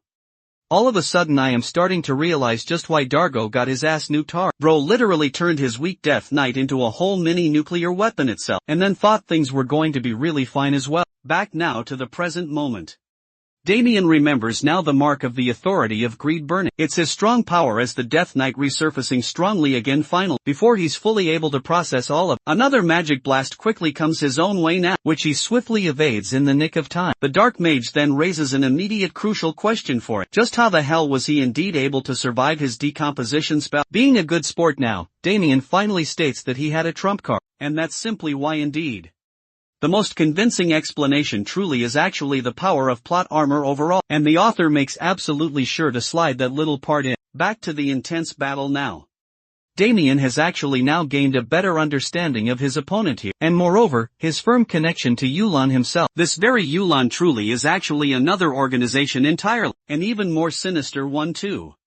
That practices cold assassination using sinister dark magic too. Compared to them, the Black Snake is truly nothing. It's not really a surprise that this guy is actually pretty damn skilled currently. The menacing Dark Mage keenly assesses the dire situation too now, internalizing clearly that he simply can't let this long battle drag on any longer at all, especially not when his formidable opponent remains so unpredictable always. Even though he truly wanted to save his ultimate weapon just for the church, he thinks now it's an appropriate time indeed to whip out the good stuff. With his bracelet now glowing a bright, vivid green, the mage fully unleashes a wave of mana exuding from his very body, as he slowly loses more control of himself now. Even Damien clearly notices that this guy is using a dangerous amount of dark mana. From his understanding of things, the bracelet appears to clearly be some kind of artifact to store mana. Well, things quickly go from 0 to 100 really quick indeed. When this guy now uses his absolute full power, he summons an illusory beast that I don't even really know how to describe. Let's just call him the Ugly Five Eyes then. Having completely lost all control, the Dark Mage roars the demise for his opponent right now and declares, Damien will burn eternally in hellfire for sure. The creature of utter destruction fully swarms right in now, and connects fully against our main boy's very body, with a truly direct hit exactly like that. The Dark Mage once again strongly assumes his victory overall. How could anyone on this earth possibly survive such a hellfire now? After all then,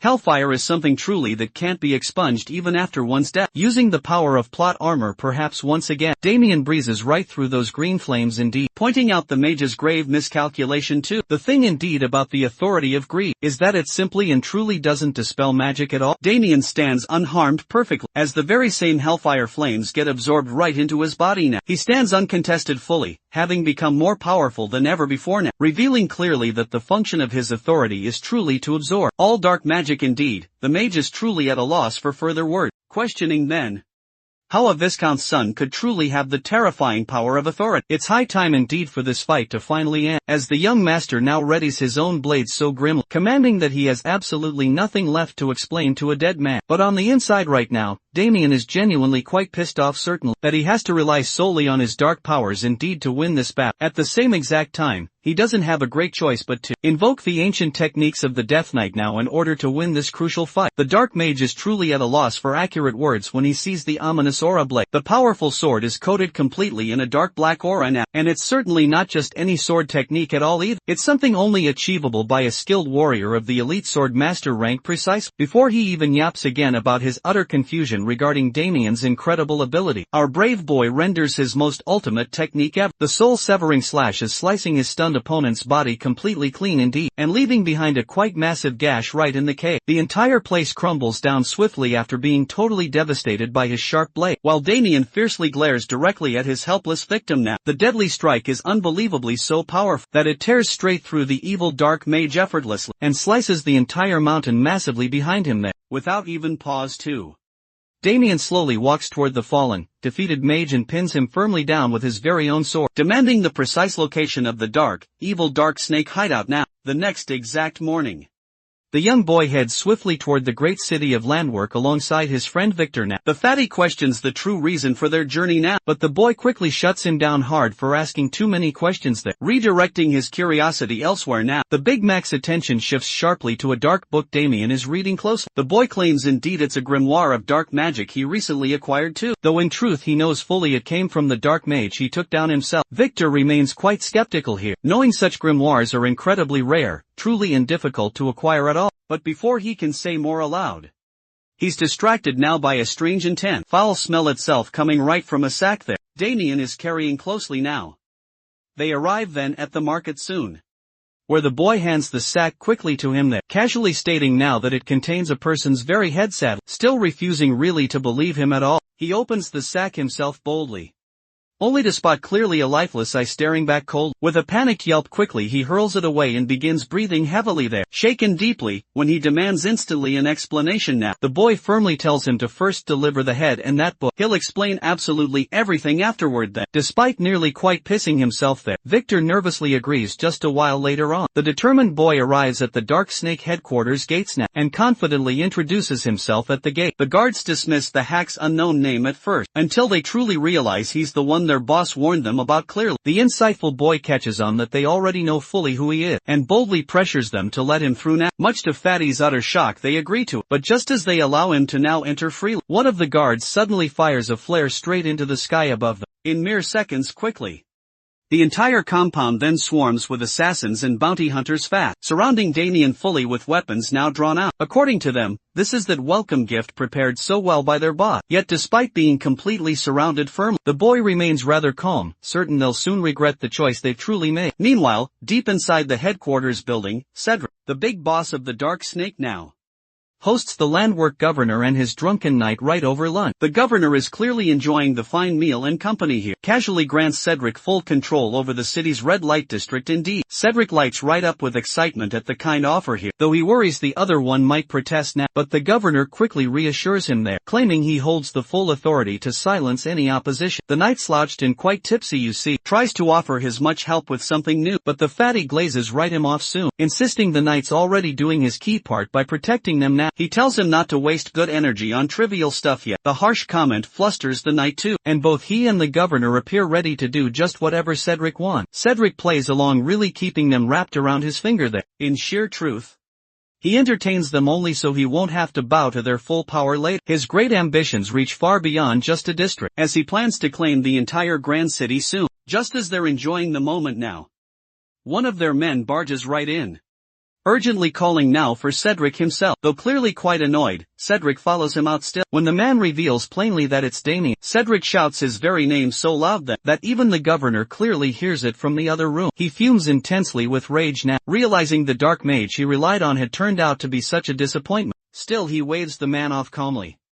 claiming boldly there's no real need to worry at all. In Cedric's twisted mind, Damien has walked into his own death trap completely. And even if things don't go exactly as planned, quite precise, he has someone who surely owes him a serious favor. Someone who will ensure that the difficult job gets done perfectly. Sensing urgently something is indeed wrong now, the fatty steps swiftly out of the building just to check properly, and is totally shocked to see his assassin lying defeated there on the very ground, while the boy stands strongly there completely unharmed always. The sight truly stuns him greatly. He had always heard that Damien Haxa was nothing more than just the useless son of a viscount, but this very boy clearly has skill now. The stark realization makes him wonder here if Damien also was the one indeed who took down his dark mages. Panic truly sets in, and he rushes back inside fast, hoping desperately to get reinforcements quickly. Outside, the mage fires a blazing fireball fiercely at Damien using their staff. To their utter shock, he counters it readily with his sword, channeling now his countless thunder technique powerful to deflect quickly and hurl the attacks right back at them. The rebounding blasts explode then in fiery bursts violently, reducing all the mages to scorched corpses so gruesome. It seems sadly all of them are taken out here, until Damien suddenly senses something approaching fast from behind. He turns just in time there to narrowly dodge a devastating sword strike. Surely, the mighty blow crashes violently into the ground now, sending upward a violent shockwave. Incredible. Though he avoids thankfully the direct hit greatly, Damien can still feel the overwhelming aura itself. It's so incredibly intense it even singes the ends of his hair. Finally, as the dust fully clears, a knight radiating deadly intent truly stands before it. The sheer overwhelming pressure clearly tells Damien now, this man might just be a formally ranked knight indeed. Soon more soldiers arrive quickly and surround him now. The sudden sight stuns Damien, as it's very clear these aren't just mercenaries. They're official troops actually,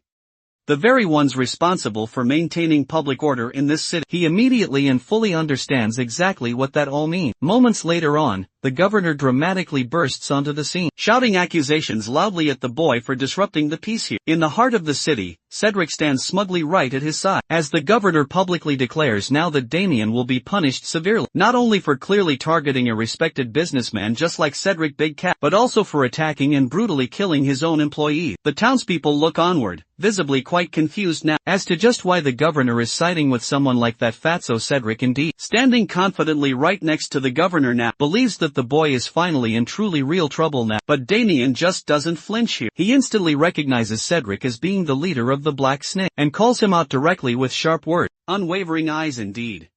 Damien suspected that the Black Snake leader had some connection, but this level of influence is downright absurd. Absolutely. He openly calls out the governor for supporting someone just like that. Double cheeseburger of a man then. The governor is unfazed, demands that he surrender now. But the boy refuses, insisting he's committed absolutely no crime. Growing impatient, the governor orders his knight onward, Robert, to handle this very situation. Responding promptly to the command, Robert steps forward and tells Damien to submit to lawful arrest. But to his surprise greatly, there's not a flicker of real fear in the boy's eye. Taking this all as arrogance then, the knight swings his sword. In a swift flash, Damien narrowly dodges, and the strike crashes hard into the ground, sending rubble flying up. Though he's provoked the knight himself, Damien knows this won't be an easy fight at all. Not at this level indeed. He braces himself now, but Robert lands a truly powerful blow now, sending him flying indeed. But the boy manages to land right on his feet still, though the vicious hit rattles him quite badly. Despite his valiant attempt to deflect the hit, as the intense fight continues, Damien silently waits for someone else to arrive now. But the knight gives him absolutely no breathing room at all, pressing in with relentless speed and ferocity, and swinging his massive axe with brutal, raw force indeed. Just as the formidable weapon is truly about to hit now, someone suddenly jumps right between them and blocks the fierce attack. The raw impact is so strong, it sends the knight's heavy axe flying high. Stunned completely, the knight then demands to know just who it is now. When the mysterious figure finally reveals herself to them, everyone stands there in utter shock that it's a muscle mommy paladin indeed. Damien exhales a deep sigh of relief now. Their crucial reinforcement has finally arrived, and Victor is surely the one who did that. Cedric realizes suddenly that a paladin's timely intervention surely means the church is now deeply involved now, and they might already know fully about the dark mage's deep connection to recent events now. As it turns out then, Damien had indeed sent Victor to the church, carrying the dark mage's head now, and Victor followed through exactly as he was instructed then, effectively saving him quite a few hours early. Victor arrived at the church utterly drenched in fried oil sweat, carrying both the sack and the book that Damien gave to him then. He handed those over to a waiting nun, claiming they were evidence of someone collaborating closely with dark mages here. As she examined the provided book now, she immediately sensed the dark energy emanating brightly from. Upon quickly noticing the symbol inside too, her shocked expression shifted visibly. Without even a word, she snatched the sack right from Victor then, and the moment she saw the severed head now, she recognized it as the long-sought officer of Yulon indeed. With absolutely no hesitation, she stripped off her nun attire swiftly, revealing a muscular mommy figure formed directly beneath it then, and demanded to know just who sent Victor with these items. Now back in the present time, she seems quite excited to finally meet Damien, and assures everyone right there that the church will indeed take over the whole matter. From here on, Damien respectfully agrees right now. It's exactly how he had hoped things would unfold indeed. Paladins devoted to serving their god truly are known very well for their charity and compassion, but when it comes to dealing with demons and dark arts itself, they don't hesitate at all. They become truly relentless, almost fanatical in nature. They are now, after all, the vanguard of the sacred church, and with this major development revealed, Damien knows he now has the influential church on his side fully. As he deeply reflects on everything so far, the paladin steps forward now and addresses the gathered citizens there. She announces clearly that due to solid evidence of someone within the city communicating closely with dark mages indeed, the church will be launching a full and serious investigation. Until then, for now, they will assume full control of the city itself. This doesn't sit very well now with the governor, as the city was granted self-governance by the kingdom before. However, the resolute paladin firmly shuts him down so fast, firmly stating that the church holds the distinct authority to overrule even the kingdom itself, and besides all, both he himself and his knight are prime suspects it seems. Hearing this shocking news, they are truly stunned now. But the real shock comes indeed when she points directly at Cedric there, accusing them both of protecting the man who supported dark mages strongly, and then hid discreetly among them all. Cedric immediately strongly denies the accusation when questioned closely, but the steadfast paladin presents the revealing book as evidence clear. It clearly contains quite detailed records of Cedric's action, purchasing crucial supplies directly for the treacherous dark mage. This shocking revelation enrages Cedric quite furious indeed that the dark mage had documented everything so precise. As the loyal soldiers begin turning quickly on Cedric now, he and his own men start pleading their innocence loudly now. But sadly, it's already too late for them now. The paladin orders them now to be taken into custody for investigation duly. As they all are being led clearly away now, the governor spots Damien and realizes he certainly was behind all of this plot. He's now completely torn between rising anger and deep fear equal, unsure of just what the powerful church might actually do to him next sadly. Meanwhile now, Cedric makes one last desperate attempt to escape justice. He tries indeed to provoke the governor's knight there, urging him to act swiftly and not let a mere boy frame them all. The knight pauses briefly, thinking for a long moment it seems, and then, to everyone's utter shock and surprise, breaks free quickly from the church guards and charges directly at the paladin herself, hoping against hope to take her down swiftly and flee far away. But his desperate strike sadly misses entirely indeed. To his rising horror, the powerful paladin counters back instantly now, delivering a truly devastating punch straight to his gut it seems. So very powerful indeed, it kills him instantly right on the spot.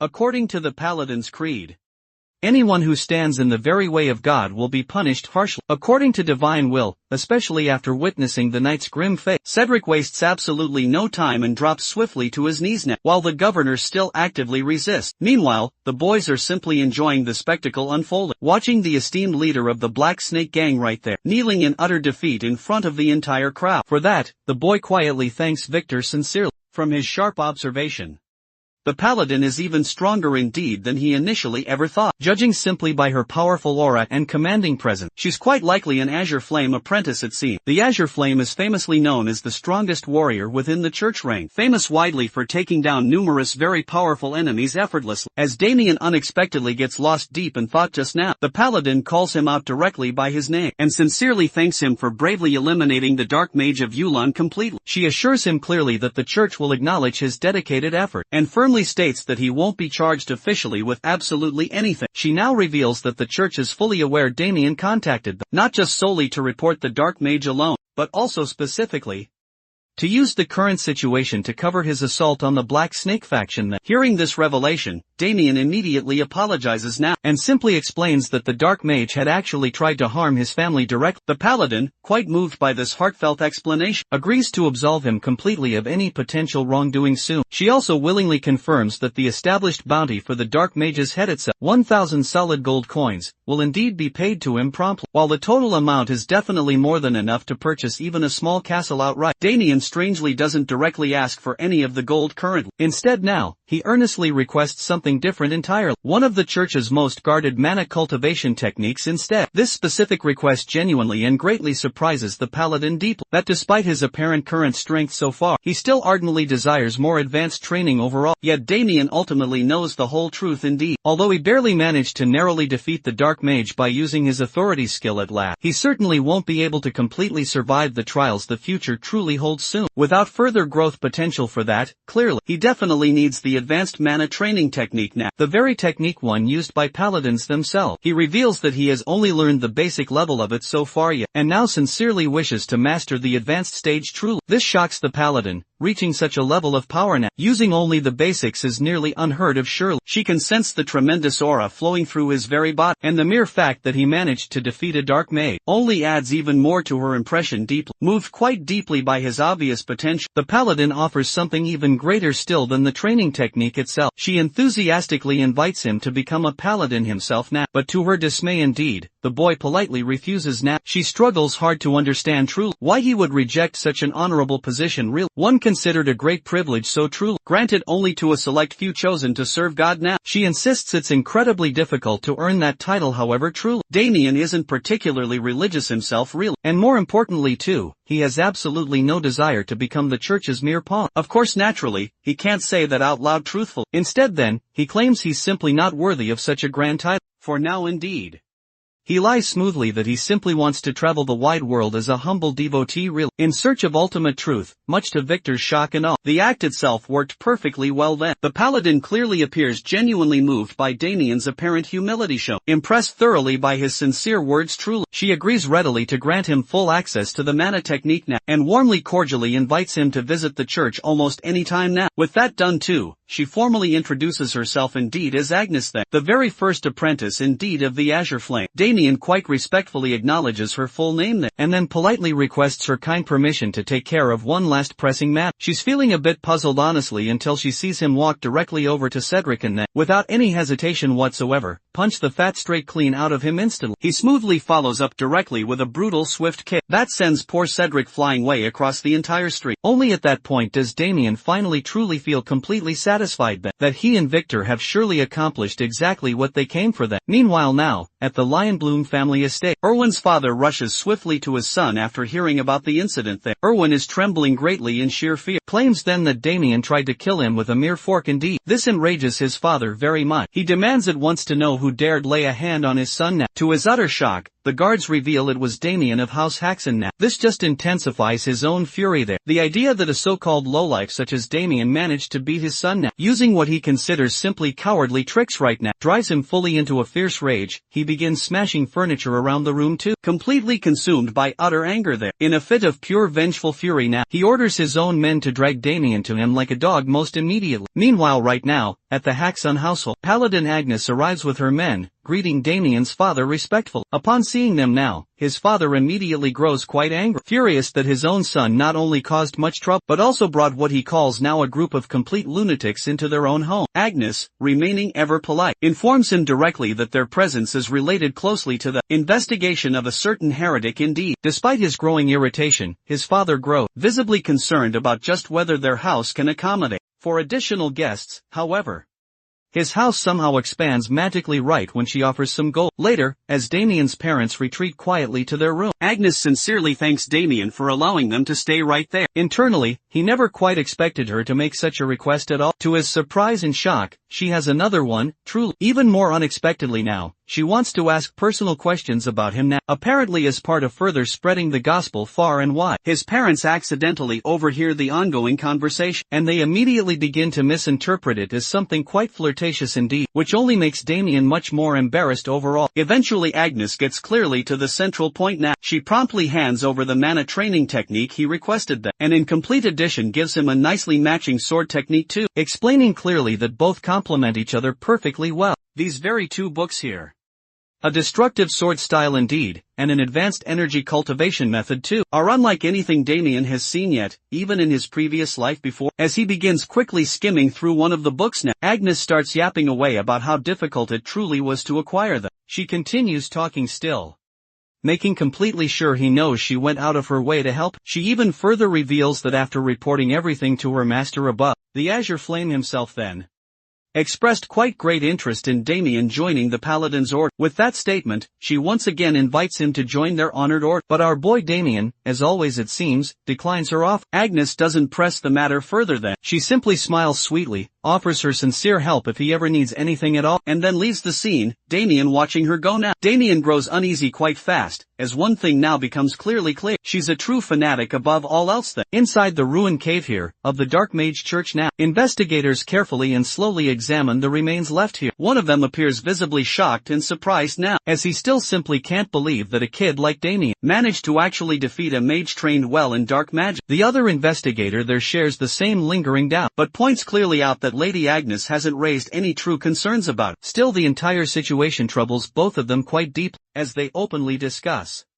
Agnes herself now arrives and addresses their concerns directly indeed. She acknowledges quite clearly that their skepticism truly is understandable, but insists firmly she's fully confident Damien is telling all the truth. One of the investigators now argue that they still simply can't grasp how he actually did it. In direct response, Agnes reveals promptly that they already heard the full account itself from Damien himself alone.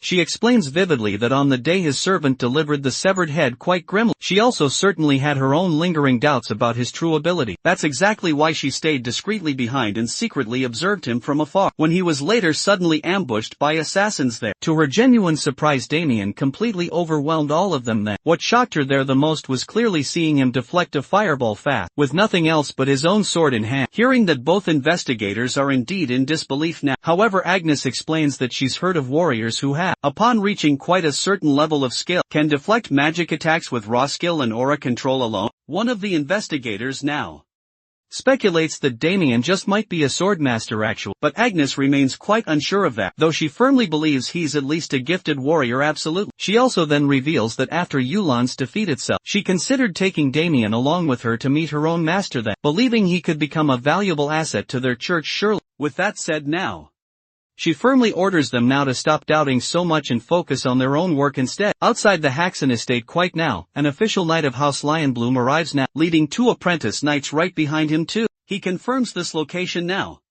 and one of the younger knights nods in acknowledgement, so the leader then repeats their mission here to arrest Damien of House Haxon right away. According to him, it should definitely be an easy task for them all, but he makes it very clear that he intends to make them all suffer for him now. This truly is personal revenge for Erwin's recent humiliation. Just as he speaks those words, he notices an oldie barely on 1 HP walk right by. He calls right out to him, asking if he's indeed from Viscount Haxton's household. When the old man confirms his question, the knight then without hesitation cuts him down in such a flash. Wait, just what did Gramps even really do there? F's in the chat is what the knight thinks now. It's disrespectful of course for a mere servant not to bow before the mighty lion crest before him. Meanwhile, the apprentice knight quietly realizes that the poor old man might well have been blind entirely, but the commander doesn't care at all. Without even a hint of any remorse, he orders his men immediately to drag Damien out of the estate here, and then to kill everyone else once they're well inside now. Upon receiving this brutal command, the knights charge forward fiercely, heading straight ahead toward Victor now, who's casually standing right at the front gate, busy cleaning deep within the forest indeed. Lady Agnes's team all stands together now, casually chatting, Agnes explains the site ended up collapsing quickly, which really made it much harder to gather as much intel as they'd hoped for. Still, she assures them it's fine because everyone did a solid job well. But then out of absolutely nowhere, something truly catches their eyes instead. Something astounding that stops them dead still in their very tracks now. Upon a solitary rock sits a lone figure silently, calmly manifesting magic in the most mesmerizing sort of way ever. Their jaws simply drop wide as they watch, all stunned truly. Agnes stares onward in utter disbelief, wondering what on earth is truly happening and just how he's even doing it honestly. She indeed finds the whole entire thing remarkably so, even though indeed she has absolutely no clue what kind of technique it really is. In her bright mind, she starts piecing small things together again. That destructive energy technique she had handed to Damien intently must undoubtedly be a cultivation method for sure, and if indeed taken to its absolute highest level ever, it supposedly then allows the user to fully absorb surrounding mana freely. So, what truly shocks her most there is that he's reached such a great height in just a matter of mere hours now. Just as Damien snaps right out of his focused state now, he then looks down to see three wide-eyed onlookers there. Agnes and her whole team staring straight up at him like curious baboons now. Agnes really can't hold herself back at all. She bolts straight towards him right away.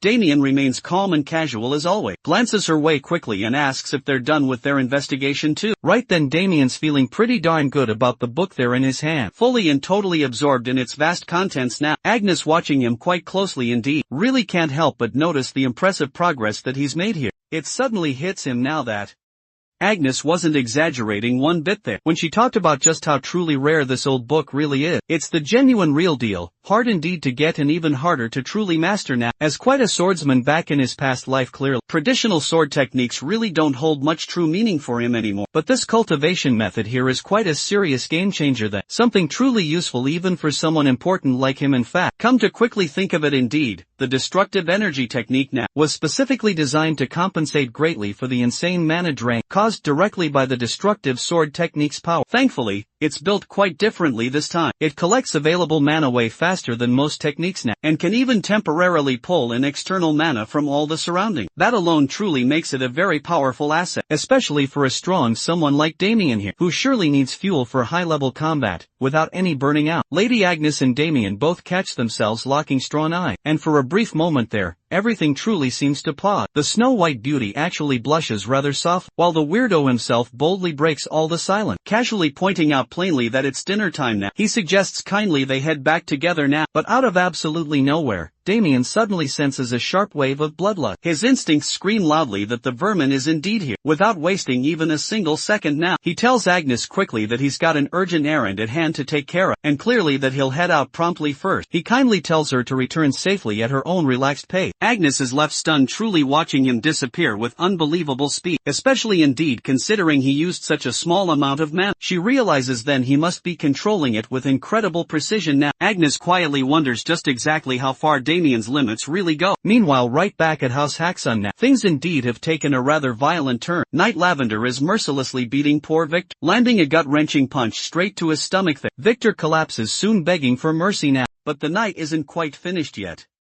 He keeps cursing Victor with absolutely every hit, while Garrick and Ulpis simply stand by there, enjoying the cruel display like it's proper entertainment. Victor cries out loudly in pain, but it really does nothing to move them. That's right when Viscount Paul suddenly rushes onto the whole scene, demanding the knights hold all of their horses now. Garrick instantly recognizes the man. It's Paul Haxun, the Viscount himself now. Paul hurries quickly to Victor's side then, catching him gently in his arms as the poor guy lies completely unconscious, bruised and battered now, with fury just boiling in his eye. The old man demands to truly know what kind of knights would assault civilians quite like this, especially when their estate has already done even worse to House Lionbloom indeed, and what Victor did now is nothing in comparison with all that. Garrick steps right forward and announces that the Marquis Lionbloom urgently demands Damien Haxun then. He coldly warns them to hand over the young master now, or else the very land of House Haxun will suffer dearly quite soon. The Viscount expected some retaliation, but certainly not on this scale. Even still, Paul stands quite firm, calling it all a bluff now. He declares he won't hand over his son, no matter what may come. In fact, he's certain that even if he ever did, Lionbloom would still reduce their estate to ashes there. With a quiet yet defiant smile, the old man looks Garrick straight in the very eye, and makes it quite clear he refuses to give up his own son ever. Garrick, gritting his fierce teeth, says the fool will surely regret that very decision. But it seems they've now left House Lionbloom's very knights now, with truly no other real choice. Garrick gives a fierce order to his sidekicks to destroy absolutely everything, until that utter jerk Damien shows himself fully. The Viscount shouts loudly for them to stop now, but a chilling voice suddenly cuts sharply through all the chaos now, asking if the vermin have completely lost their twisted minds now. Everyone freezes still, as a truly dark, purplish toxic aura intensely seeps in from another direction now. Garrick turns slowly, sensing some pressure, but has just no clue who the man behind that monstrous energy truly is. Meanwhile, Ulpies and Lavender are paralyzed right on the spot now. Damien's imposing aura has them frozen utterly stiff too, unable to even barely lift a mere finger now. With calm measured steps, Damien walks right in and kneels beside Victor so close, checking carefully if his loyal servant is still barely breathing now. One swift glance is all it takes to really stir his dark rage now. His deep voice sharp, but quite controlled. Damien tells all the knights they're so lucky Victor's built truly tough indeed, because if the servant had died, Damien would have ended absolutely every last one of them right here, now. Without any hesitation, Garrick stiffens instantly at the sheer weight of that threat now, and he finally puts it all together right now. This guy here, this terrifying presence indeed, must surely be the infamous Damien Haxon indeed, and clearly he's got the true guts to defy the Marquis himself apparently. Garrick scoffs aloud there, and confirms to himself that Damien's just some truly deranged madman, who's far too full of himself now. Or maybe even he thinks this kid's just gotten cocky too, after pulling off some rather cheap trick to beat a noble now. Either way at all, the blonde gorilla has had enough now. He snaps sharply at his minions there, ordering them now to crush Damien's legs and make him kneel before him completely. Without any hesitation, Ulpies and Lavender march forward in perfect sync now, fully ready to carry out the brutal command here. But in a sudden flash, Damien whips out his sharp blade now, meeting their incoming attacks with flawless, utter precision. Steel fiercely clashes, and sparks really fly now. The ace isn't backing down at all. In fact, he's been keenly looking forward to testing out the mana he's been gathering. With the destructive energy technique now truly coursing through him now, Damien's just getting fully started here. The hero doesn't waste even a second more. He grabs Lavender's arm and twists it with sheer brutal force still, making the knight scream loudly in real agony. Then comes a truly solid punch straight to his chest now, launching him across the yard like discarded trash entirely. Damien smirks, never quite expecting the guinea pigs to line up so, and come straight to him so very willingly too. Seeing his buddy wrecked, Ulpies rushes in to take his shot there, but he gets met with a sharp kick right to the chin. That sends him flying now just like garbage as well. Damien's truly not holding anything back now. He's out here ready now to use his abilities to the fullest extent. Jarek the Lion is here.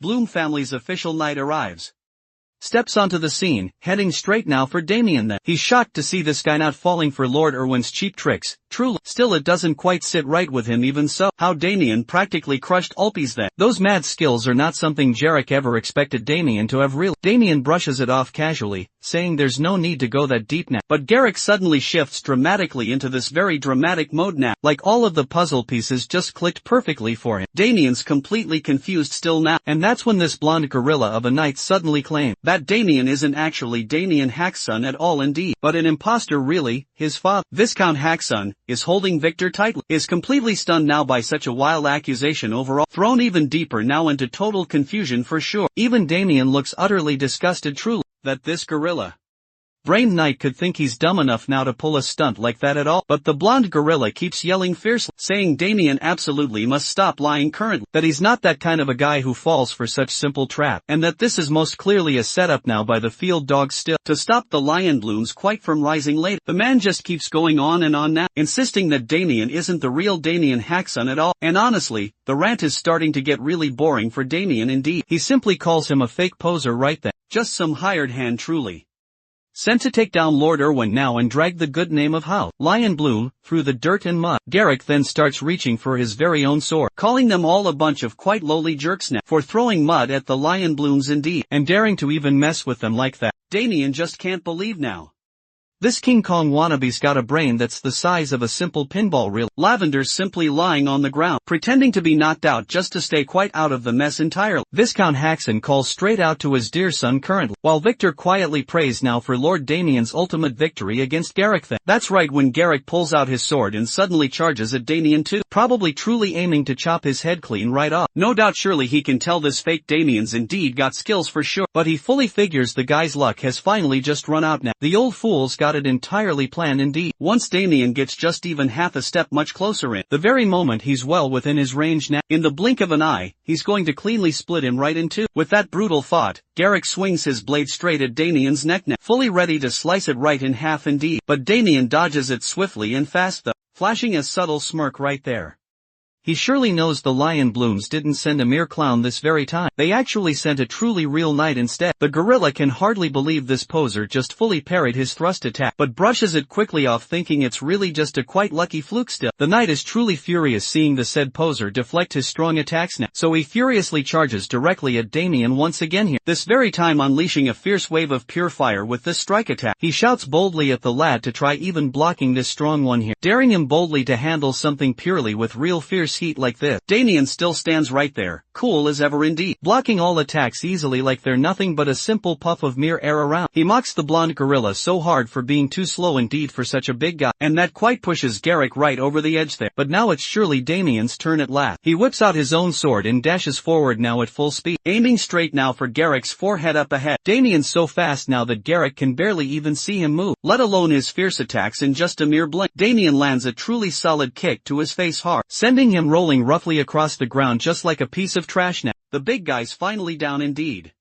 catching his very breath while Damien coolly says that kick was for Victor himself. Garrick pulls himself slowly back up now, using his already bloodied arm for solid support now, and muttering foul curses under his very breath deeply. In absolutely no time he charges at Damien fiercely again, sword blazing bright with fierce fire itself now. But even his ultimate lion's mighty sword of pure speed alone now doesn't shake Damien's fierce confidence at all right now. The ace meets it head on straight, letting the sharp tip of his own blade collide hard with Garrick's strong. The sheer impact shatters Garrick's sword into a sharp spray of metal shard, leaving his jaw hanging wide open mid-run now. And before he even can fully react now, Damien's keen sword drives straight into his shoulder there, slicing it clean off in just one swift go. Garrick's mind starts losing it under the pain. With his mouth coughing up blood, he drops hard to the cold ground. Viscount and also Victor can't quite believe it's Damien's sheer strength to beat an official knight so. Garrick weakly whines that it's really hurting badly, but applies some warm pressure to his gushing wound. Right then, Damien deliberately slides his deadly blade closer to this gorilla's grim face, threatening sharply to chop the whole thing clean off him. Pretty quickly now, this old fool starts begging desperately for his pitiful life, clearly not knowing just who he had messed up with deep. Damien tells him outright clearly that he is Damien Hackson truly, saying sharply that he should have begged for his life much earlier now. Now it is indeed a little too late now, when he messed up badly with his close family, and cruelly made his ugly servant even uglier somehow. Now this desperate begging session simply won't work. Garrick begs pathetically for forgiveness for what happened earlier on. Damien isn't impressed at all by the way he apologizes now, not his cold style, so it seems. The ace silently turns away now, and leaves the blonde fool to his father and Victor instead, who both look more than ready and eager to beat the crap out of him right now. The official knight of the Lionbloom family now, Garrick along with his sniveling sidekick, Alpies and Lavender is walking out in pure shame it seems. Their weak bodies are wrecked, all thanks to a guy named Damien Hackson, who even coldly sliced off Garrick's very hand like nothing. Turns out Damien gave his not-so-pretty servant, Victor instead, full permission to beat them quite badly to a pulp now. Victor still didn't quite feel fully satisfied just yet, and wondered if he could land just a few more good hits still. But Damien told him that if he went much further here, Garrick would most definitely die right now. Victor casually suggested cutting off another limb or two instead then, since Garrick looked quite close to crying real tears now. The old fool was dragging himself away slowly like some horror-struck wreck now, and Damien was honestly liking the very idea of treating Garrick just like their personal toy indeed. Just then right now, Viscount Haxton stepped right in and told Damien that it was enough now. Right on perfect cue, Garrick landed at the Viscount's own feet now, admitting he was totally, indeed, in the wrong here, and apologizing deeply for all the disrespect he had really shown him. However, Paul isn't letting it just slide that easily yet. The old man even says that this gorilla's apology better truly be worth something now, after all the utter chaos he really caused now. He points out that if his own son didn't truly have this level of strength here, their entire territory indeed could have been totally wiped out now. On top of all that, the Marquis family would have dragged them right out by their limbs indeed, and made them really suffer quite badly now. Garrick then slams his very head to the ground hard, bowing deeply and begging for forgiveness right now, pleading indeed for mercy. But Viscount Haxton's anger isn't cooling down still. With just even a simple glance from Paul there, Damien finally slides his sharp blade back into its case needle, saying he wasn't actually planning to kill this trash really. He knows very well that taking Garrick's life would mess up the relationship with House Lionbloom severely, and tear their close ties completely apart indeed. Honestly, Damien admits clearly that if it were just him solo, he wouldn't hesitate to take on the Marquis family alone either, no matter what the odds, but he can't afford to act solo, when he's certainly got his own family to think about first now, and he's not that utterly stupid at all either. He's well aware truly that if he sends these dumb nuts back like this, they'll definitely attempt to retaliate somehow. Now it's just plainly tiresome to figure out just what to do with this troublesome trio truly. Then out of complete nowhere Lady Agnes comes running in fast, calling out loudly to Damien and demanding to know what's going on here. The ace is completely thrown off guard by her sudden very appearance, but then it hits him fast. Lady Agnes might actually be quite useful right now at this instant.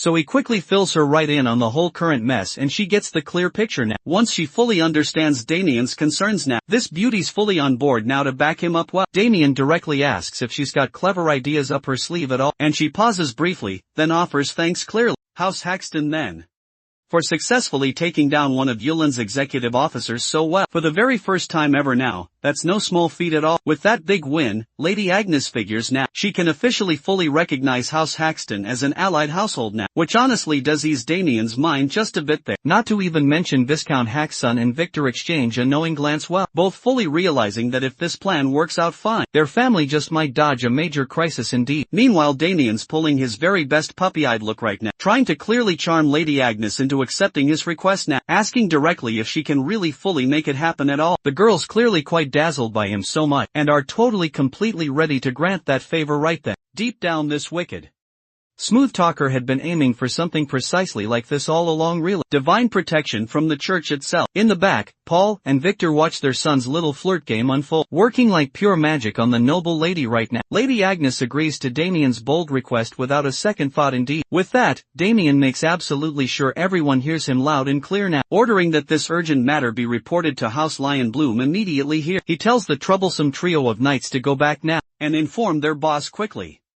that House Haxton is now under the full protection of the church it seems. The ace straight up said that if they tried to force things again the church would hit them with everything they've really got now. Damien shoots a deathly glare at those scumbags instantly, giving them one final warning without actually saying a single word. Then he firmly tells them to get the heck out of here right away now. Garrick and his loyal sidekicks it seems, Alpies and Lavender dash toward the exit like their very lives depend on it all, thanking Damien for his mercy greatly as they flee fast. The whole thing fires up Victor's spirits so high and he mocks them all now, saying they got really lucky today for sure. He's clearly thrilled to see how Damien's sheer strength made those brutes run off quickly with their tails between their legs now. Now they can finally catch their breath and relax just a little. However, Paul's not so very sure about all of that. He reminds them they still need to figure out what happens next too. For now then, he decides to hold a full family meeting to discuss everything further soon. Later then, once all the high official schools are fully gathered, the meeting kicks off now. Paul opens up by briefly touching on the main issue of how to handle their feud now, with House Lionbloom as well,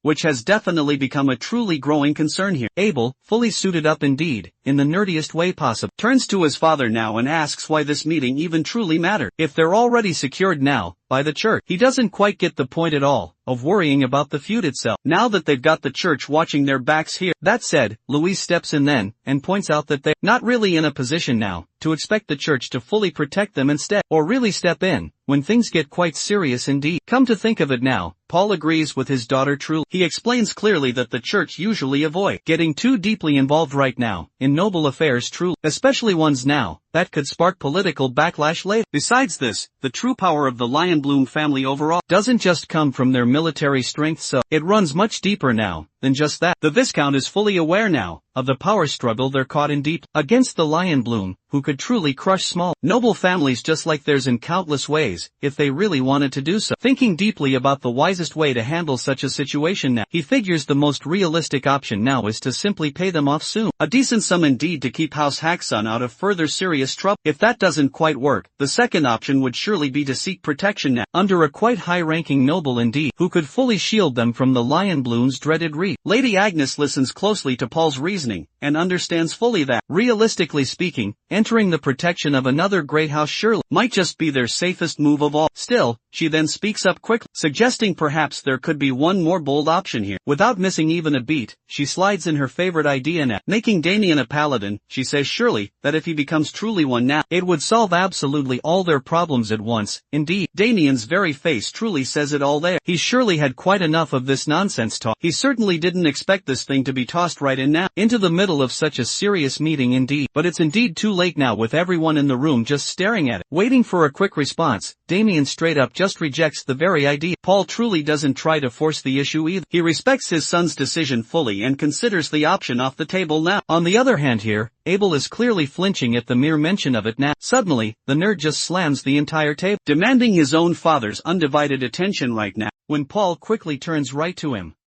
Abel then questions why he accepted Damien's refusal so easily here. He argues strongly that if Damien became a paladin somehow, all of their various problems would be entirely over soon. But it's quite obvious Abel's trying hard to sabotage his brother pushing him into a strict path that would keep them from ever clashing again soon. Damien knows exactly just what Abel's doing right now, running his loud mouth and stepping into certain things that don't concern him at all. Damien's quite completely disgusted by this punk right now. Abel catches a quick look on his very face and snaps then, asking just what's with that utterly nasty expression right now. The nerdo throws all the hard blame on Damien now, saying the whole ruckus just happened because of him right now, so he surely better take responsibility since it's all truly his fault. Abel rather sternly demands that Damien become a paladin and fix it all, but just before he can fully go on now, Paul shoots Abel a glare so sharp it shakes the whole entire room now, reminding him that there's still a guest present here, and he'd better sit down now and act with some manner. That shuts Abel up real quick and good, no single doubt.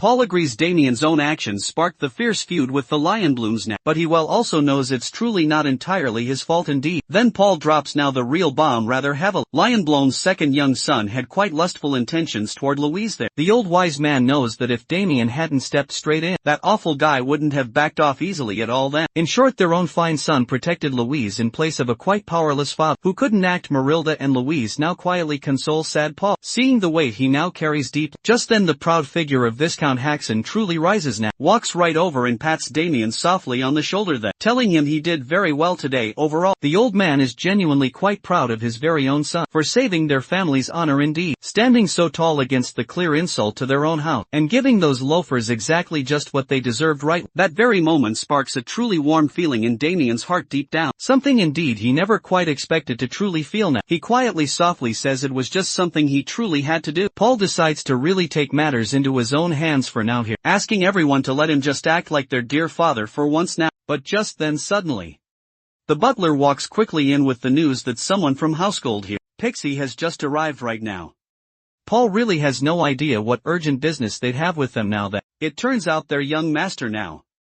Damien borrowed some money using the family's prized wheat fields as collateral, and the crucial repayment deadline has very already passed sadly. The real shock is they've already swiftly sold those very fields off. Damien's caught utterly completely off guard now, not expecting his own luck to dramatically crash this fast at all. Paul's face just turns very dark, rage sharply building now fast, and in a full-blown, intense fury, he grabs Damien roughly by the neck, starting to choke him harshly, cursing his very miserable existence. One man lifts his hat just for a brief moment, to show due respect to young Master Damien there, wishing him a good day indeed. Damien squints slightly, vaguely recognizing the guy standing. It's Alan Demisher, the West Branch manager, of Dash and Cash Clear, standing beside his loyal personal guard close by. It's truly been a while since their last meeting now, but Alan's here on official important business, showing up right on the agreed repayment date beforehand. This wicked guy casually then pulls out the contract that young Master Damien signed previously, reminding him that he agreed to use his family's treasured land as collateral. He flashes a smug grin while saying that. That's simply how he could assure Damien he'd definitely get the needed money in the first place now.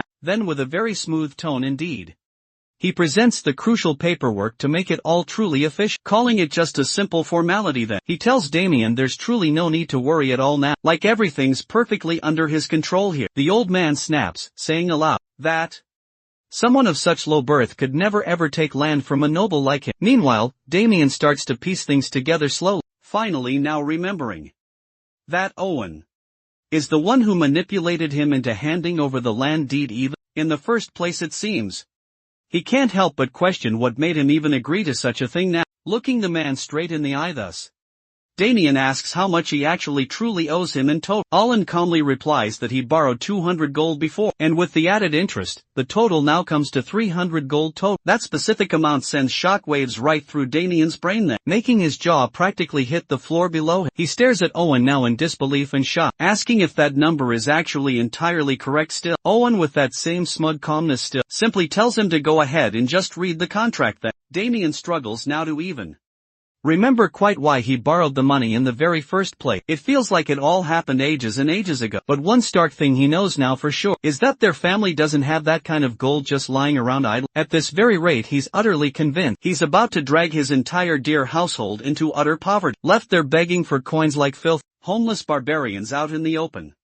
His family surely would be tossed into the rough streets with nothing to eat, and that very thought truly crushes young Damien. Owen then coldly declares now that if the debt isn't paid fully by today, the land indeed used as collateral will officially soon become the sole property of Dash and Cash outright. Damien fires sharply back then, reminding him that he said the collateral was just a mere formality. Owen, still quite calm and smug there, admits he did state that before, but things certainly have changed now. Duke Gold Pixie has ordered them now to collect on all outstanding debt. No exceptions, it doesn't matter at all if it's from nobles or mere commoners. He then advises Damien quickly to gather all the money, and casually asks him if he even has that kind of staggering sum. Damien, utterly stunned right to his very core, confesses he hasn't prepared anything at all for the repayment. That's truly the exact answer Owen was eagerly hoping for. Deep down inside, he's absolutely thrilled now, though he keeps up a fake look still of concern for the young master now. With a lazy air, he drops onto the couch as if he truly owns it, saying Damien now should have thought twice perhaps before borrowing money in the first place. Then he simply snaps his fingers,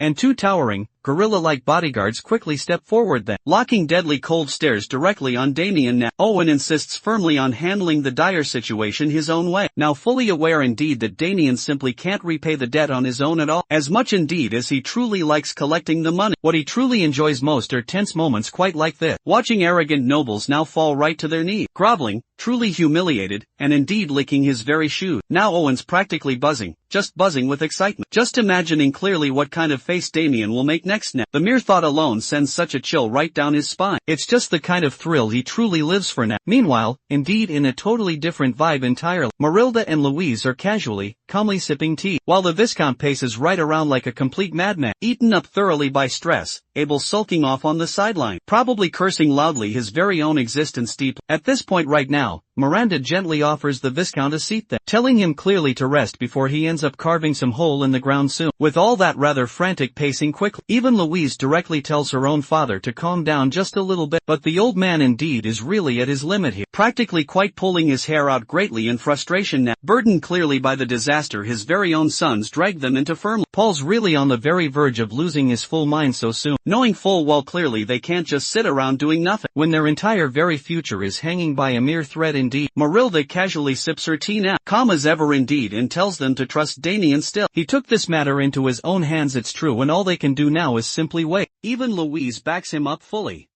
saying Damien's never ever let them down whenever he stepped forward before. The Viscount knows that is so true, but he also keenly points out then that it's only because his swordsmanship is top tier indeed. Still, mere combat skills certainly, and negotiation skills are two completely different things entirely. Just as he says exactly that in a flash reel, Damien proves himself yet again right now. He slams Alan's sidekick's face straight down into the hard ground quickly, with brutal fierce force hard enough even to crack the floor beneath them completely. Owen is now totally stunned by what just happened here, frozen stiff with pure shock as chills instantly run down his spine quickly. After knocking right out those two brutish King Kongs truly, Damien now knows full well then his father's likely going to flip out and start yelling loudly again now, especially now since they just recently fixed that very wall too. The remaining bodyguard doesn't waste any time at all, drawing his blade sharply and lunging at Damien with a curse now, clearly aiming directly to slice his head clean off indeed. But Damien doesn't even flinch slightly there. He smoothly catches the guy mid-strike skillful, grabbing him right by the throat and choking him there firmly. He glares, insulted that some scumbag dared draw a weapon on a noble like him, calmly calling it mere self-defense in this case now. Now that he's clearly got a valid excuse right there, Damien turns to Owen with a nasty smirk playing on his lip, making the man squirm quite visibly as Damien steps closer in. He tells him directly to loosen up his tense legs promptly, and Owen obeys then, like a frightened little puppy now. Damien drops the raw aggression for a brief second and speaks civilly at last, saying calmly he can't readily make the full payment right now. Owen, completely rattled and shaken by the display, has absolutely no real issue with that at all anymore. Then Damien grips his trembling shoulder tightly indeed, leaning quite closely in and saying he'd like to pay in another intriguing way. Owen feels a truly cold sweat forming rapidly on his brow, the intense chill in his spine growing ever worse now, terrified of precisely what's coming up next indeed.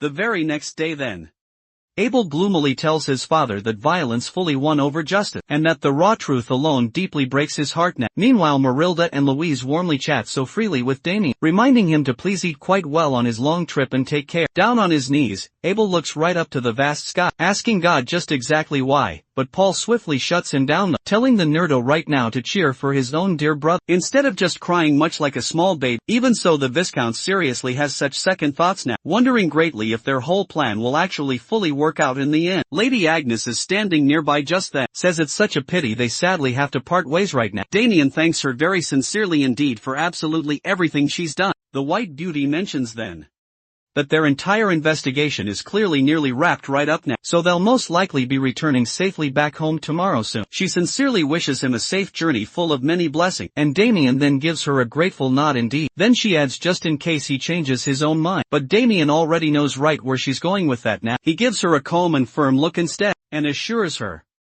that nothing at all will change his own mind about what she wants so much. Afterward, Victor quickly finishes loading up Damien's luggage full, and with all the tearful goodbyes now all done, the dude climbs right into the carriage itself. Surprisingly enough, Owen is accompanying him too. Owen assures this ace that he'll indeed make sure nothing disrupts the trip now. Damien actually likes very much the sound of that, and gives him a simple nod of approval for this change in attitude now. He even throws casually in a quick request indeed. He'd like lobster specifically for lunch. If Owen's really bringing that sort of energy right now, Victor hops right in as well, and with everything now fully set, the entire carriage finally rolls on out, heading straight directly for House Gold Pixie So Grand. The lavish carriage itself pulled over too, and the three-man party could finally stretch their legs a bit. In front of them now was the luxurious ducal mansion, quite grand. The Gold Pixie family, rumored to be the wealthiest in the kingdom, in fact, truly lives up to their esteemed name. Indeed, Damien turned to his personal servant / loan shark character, and thanked him for the comfortable journey, so smooth. He could tell that this Orland Dimitri guy was fuming now, due to how he was clearly treated like a dog here the whole entire time they were on the long road. With a phony smile, he wished the young noble quite well, while cursing him to the depths of hell so inwardly. With confident strides, it's time to put Damien's next cunning move into action right now. He was directly escorted to then request an audience with the wealthy one. Sovereign Adam Gold Pixie himself, the Duke of Apple Kingdom, also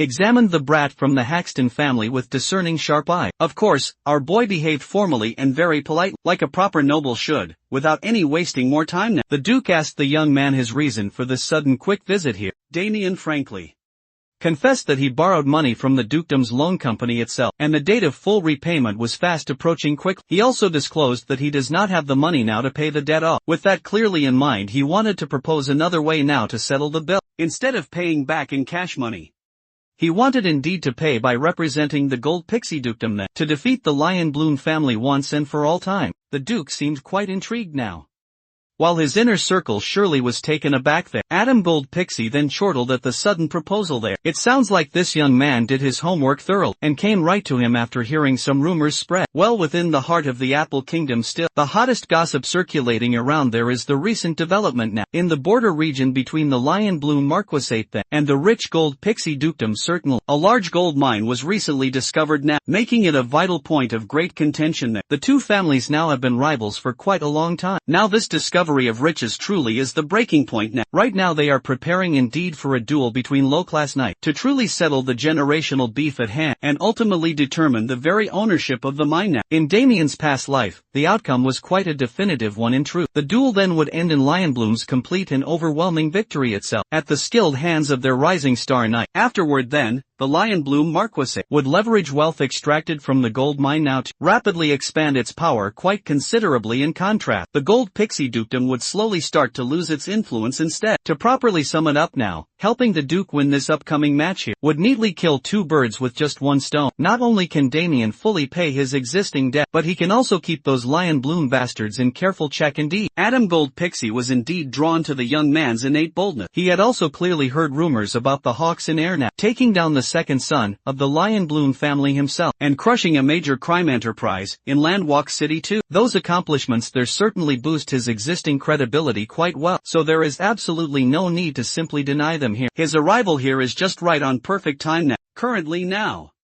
the Duke has indeed been having a hard time to find a suitable knight for the duel anyway here.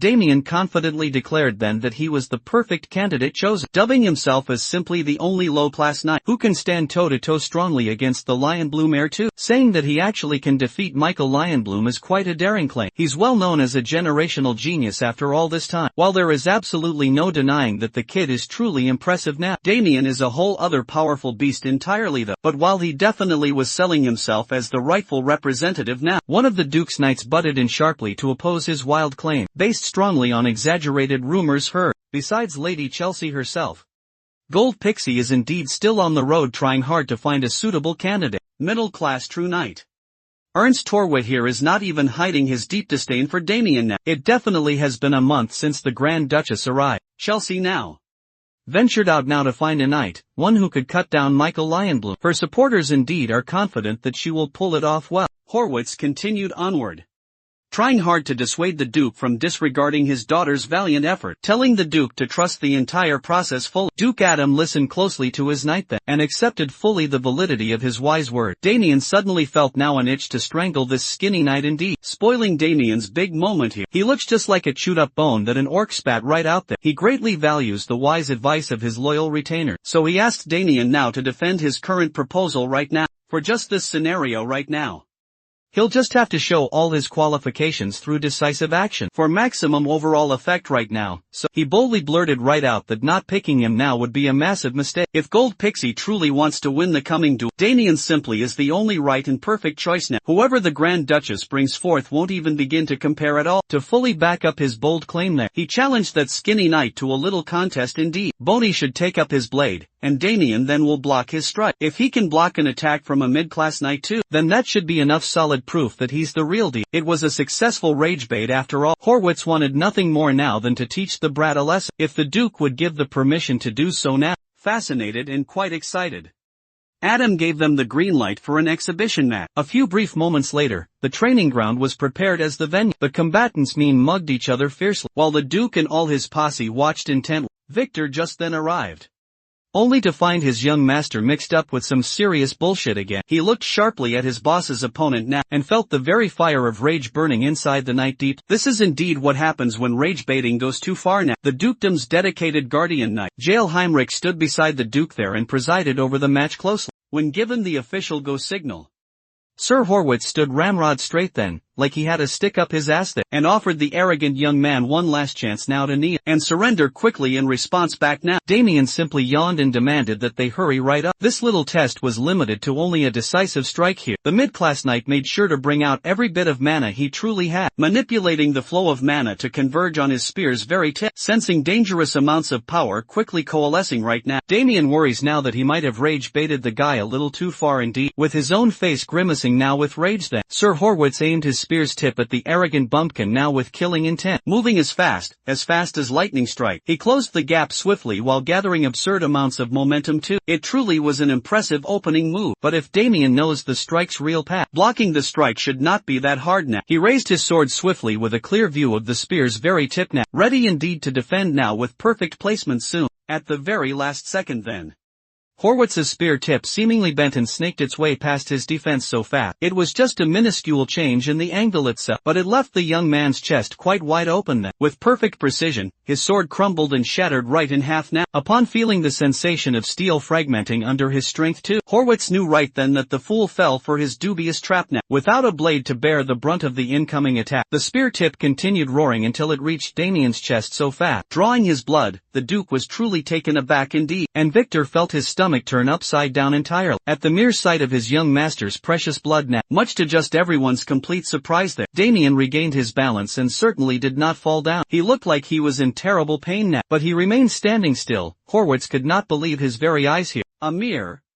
low-class knight should just not be able to withstand his quick surprise attack, breaking the heavy silence in the training ground right now. The young man wiped his fresh blood with a grin now, and asked the Duke present if this was enough true proof to give him the representative position now. Seeing his master quite safe and conscious now, Victor ran swiftly onto the stage and rushed him with a concerned hug so true. It was definitely more painful indeed than the knight's sharp spear strike. Damien had to truly wrestle off his loyal attendant then, on account of his chest wound he sustained. The Duke immediately followed close behind, pleased very much with the show he just put on that. Withstanding Horwitz's powerful strike is no easy feat at all. Frankly, Duke Adam was a little skeptical at first indeed, but he just saw clearly how capable the kid truly was then. He's certainly got a gem right there in his hand. So he turned now to his retainers and proudly announced Damien Haxon's name, after proving his incredible strength admirably so, shall now be appointed as the Gold Pixie family's new representative indeed. Horwitz tried hard to bitch about the outcome of the exhibition so clear, but the Duke quickly shut him right up with a truly sharp glare. Adam is in a quite good mood right now for sure. If someone ruins it all, who really knows just what might happen next? Horwitz was totally in shambles now. He recalled fully what happened in his very head over and over again. He was so certain that the attack landed cleanly that there's a true reason why he has mid in his title and whore in his name. Honestly, Damien,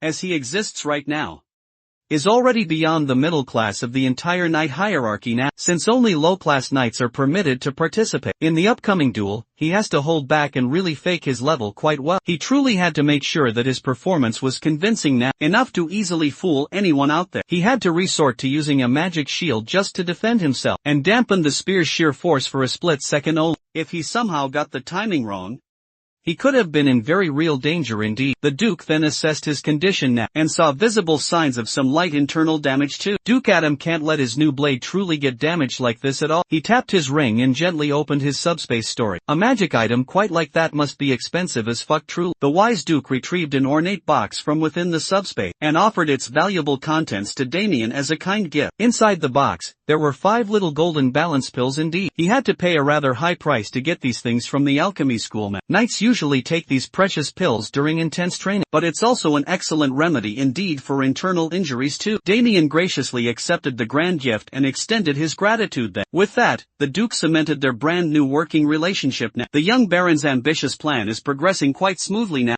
The very next day came then.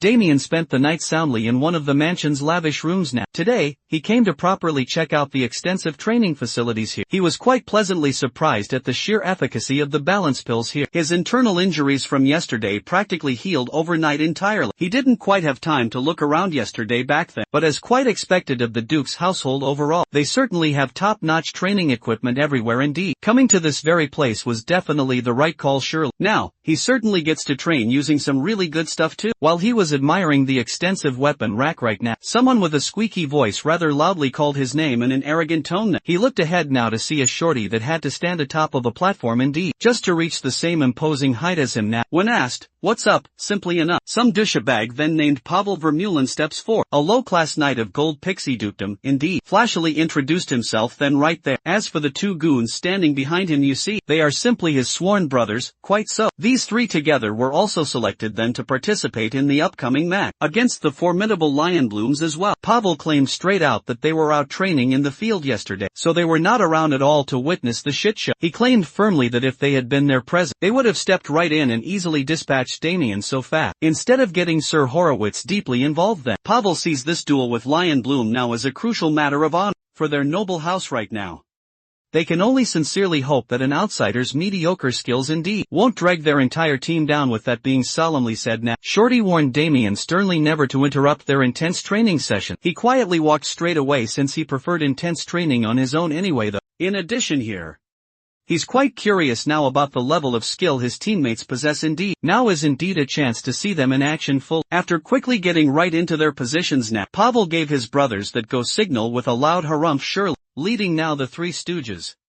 Pavel Vermont gets indeed into his flag-style immovable king technique now. He looked there like he was holding right in his piss truly. On the opposing corner now, the lanky one performed his secret technique then, Vermilion Bird Ascension here. Though it would be more fitting then to call it an awkward chicken jump for sure. The two bumped wooden swords with little indeed to no impact scene. They looked deathly serious truly, for this was their 987th duel definitely. For a bunch now of noobs with such weak-ass techniques for real. They seem there to think that they are the main characters mostly. After breaking off right the shitty stalemate there, Pavel grabbed the very chance to wave his sword around randomly now, in hopes now of landing just one strike against his buddy here. Lanky had indeed to matrix dodge his way out of the chaotically sweeping sword there. As soon as the wild swings fully died down, he grabbed the golden opportunity to turn the table quick. With all of his might, he struck downwards with his wooden blade now, and landed a clean hit squarely on Pavel's poor head. With his own eyes closed, when he opened his eyes wide, he was in utter awe of brother Pavel's genius planning here. Lanky got it firmly into his head that Shorty somehow saw right through his attack now, and blocked it expertly with his brave forehead. Look at this very dude bleeding now and crying in real pain. He's definitely indeed a mastermind at work. They broke off swiftly and gave their respects to each other now. Pavel tried his utmost best to stay conscious though, while insisting strongly that this current round was a clear draw. Afterward now, Fatty walked bravely up the stage for his turn at a spar session, and Pavel stammered nervously that he just indeed needed to take a little break first. There is notably only a month left until the main duel, and they somehow now think that this particular type of training here will make them strong and capable enough to sweep right through the formidable Lion Bloom Knight, to firmly protect the honor of the noble Duke's grand house. They raised their puny little wooden swords high and shouted corny slogan. They're all for one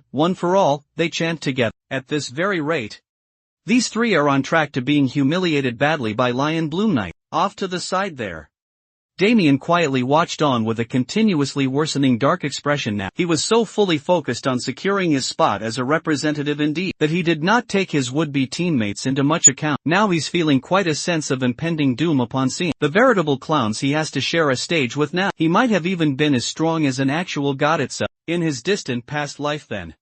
He served as the blade that brought the entire world to complete ruin. Yet these three mere idiots make him feel quite powerless now. In his office, the Duke is in high spirits lifted after securing a pretty good proxy indeed for the duel. He's laughing still at what just transpired with his guardian knight there, and that young pup just last night. After that trial now with Sir Horwitz, Duke Adam then called Damien up to his own room to offer the tutelage of Jael Heinrich himself certainly, but the young man politely refused it, insisting always on training completely by himself. A full night had passed quickly since then, and the Duke still couldn't quite hold his own laugh. Damien Hickson surely is quite an amusing fellow really. Being his absolute most trusted aide you see, he asked his guardian knight there for an honest evaluation of Damien. Sir Hymeric stoically rated the young man very highly. He was simply the only one who saw the kid use mana briefly, for a split second, to block Horwitz's mighty spear.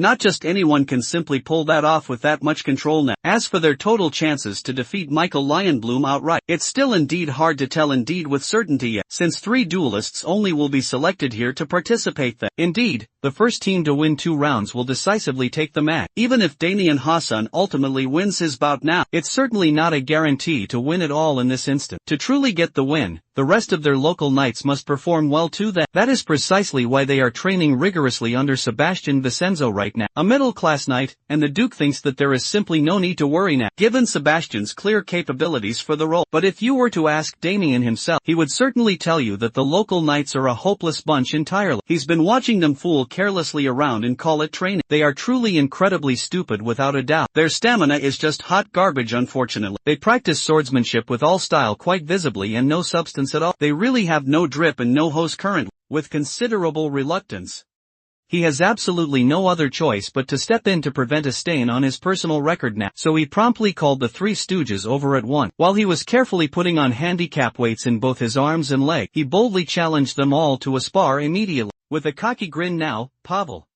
the shorty, praised his guts, quite daring, for challenging them directly. Even after truly seeing their impeccable skills on full display, he bravely volunteered to go first right then. And Damien looked at Shorty as if he's some dumbass indeed. He simply cannot afford to waste precious time by whipping them slowly one by one. It certainly would be best if they just came at him all at once now, all while he's still wearing those Rock Lee weights now. Of course, the daunting challenge hurt the collective pride of the 3 stooges now. To thoroughly demonstrate their utter stupidity even further onward, they carelessly tossed their wooden swords carelessly away, foolishly thinking they could pummel Damien with just their bare hands now, even though it's squarely against the true chivalry code at hand. The 3 jumped right into action with a synchronized fierce attack, with angry fists just a few mere inches away from him at once. Damien was decidedly not in the very least bit threatened here. 5 silent minutes later, Pavel woke up discombobulated still. He's lying right on the cold floor while staring hard at the ceiling above. Getting himself from his disorienting daze now, he desperately racked his own brain, trying to recall what the hell just happened. Truly, a few meters away from him stood Lanky and Fatty quite still, who were still sleeping soundly like babies as Damien thought the group was simply pathetic and weak in actual combat. By his side, Victor remains stressed over his young master now, which causes yet another worrying scene to unfold. The very last thing Pavel remembers indeed was jumping straight into action, alongside his boys, launching quite a multi-angle attack so fierce. After forcing himself to truly remember what transpired soon afterward, he recalled some bits and pieces of all what actually happened then. First, Damien nonchalantly simply moved his head clear of Fatty's attack there. Then he just let Lanky hit nothing but thin air instead, leading directly to a significant loss of balance for him. With just two quick chops precisely to the back of their necks hard, he dropped all the goons down to the mat without too much trouble now. Since the side characters are all clearly out for the actual count now, the delusional shorty was quite literally left hanging in the air helpless. He braced himself firmly indeed for the intense impact, trying to sneak a quick punch firmly right in there, but was clobbered hard right on the very chin there instead, just to clearly add salt to the already severely wounded pride then. Damien then followed up fast with another brutal strike there. He unleashed a fierce barrage of attacks that, like he was juggling a complete noob in a fighting game now, breaking and dislocating every bone in Pavel's small body it seemed. It was certainly then that his mind broke and blacked out everything that the outsider truly overpowered the pride and joy of the dukedom's night order. Sadly, what kind of true monster can do that at the low-class night level now, without even breaking a single drop of sweat even now? After whipping them up roughly to shape,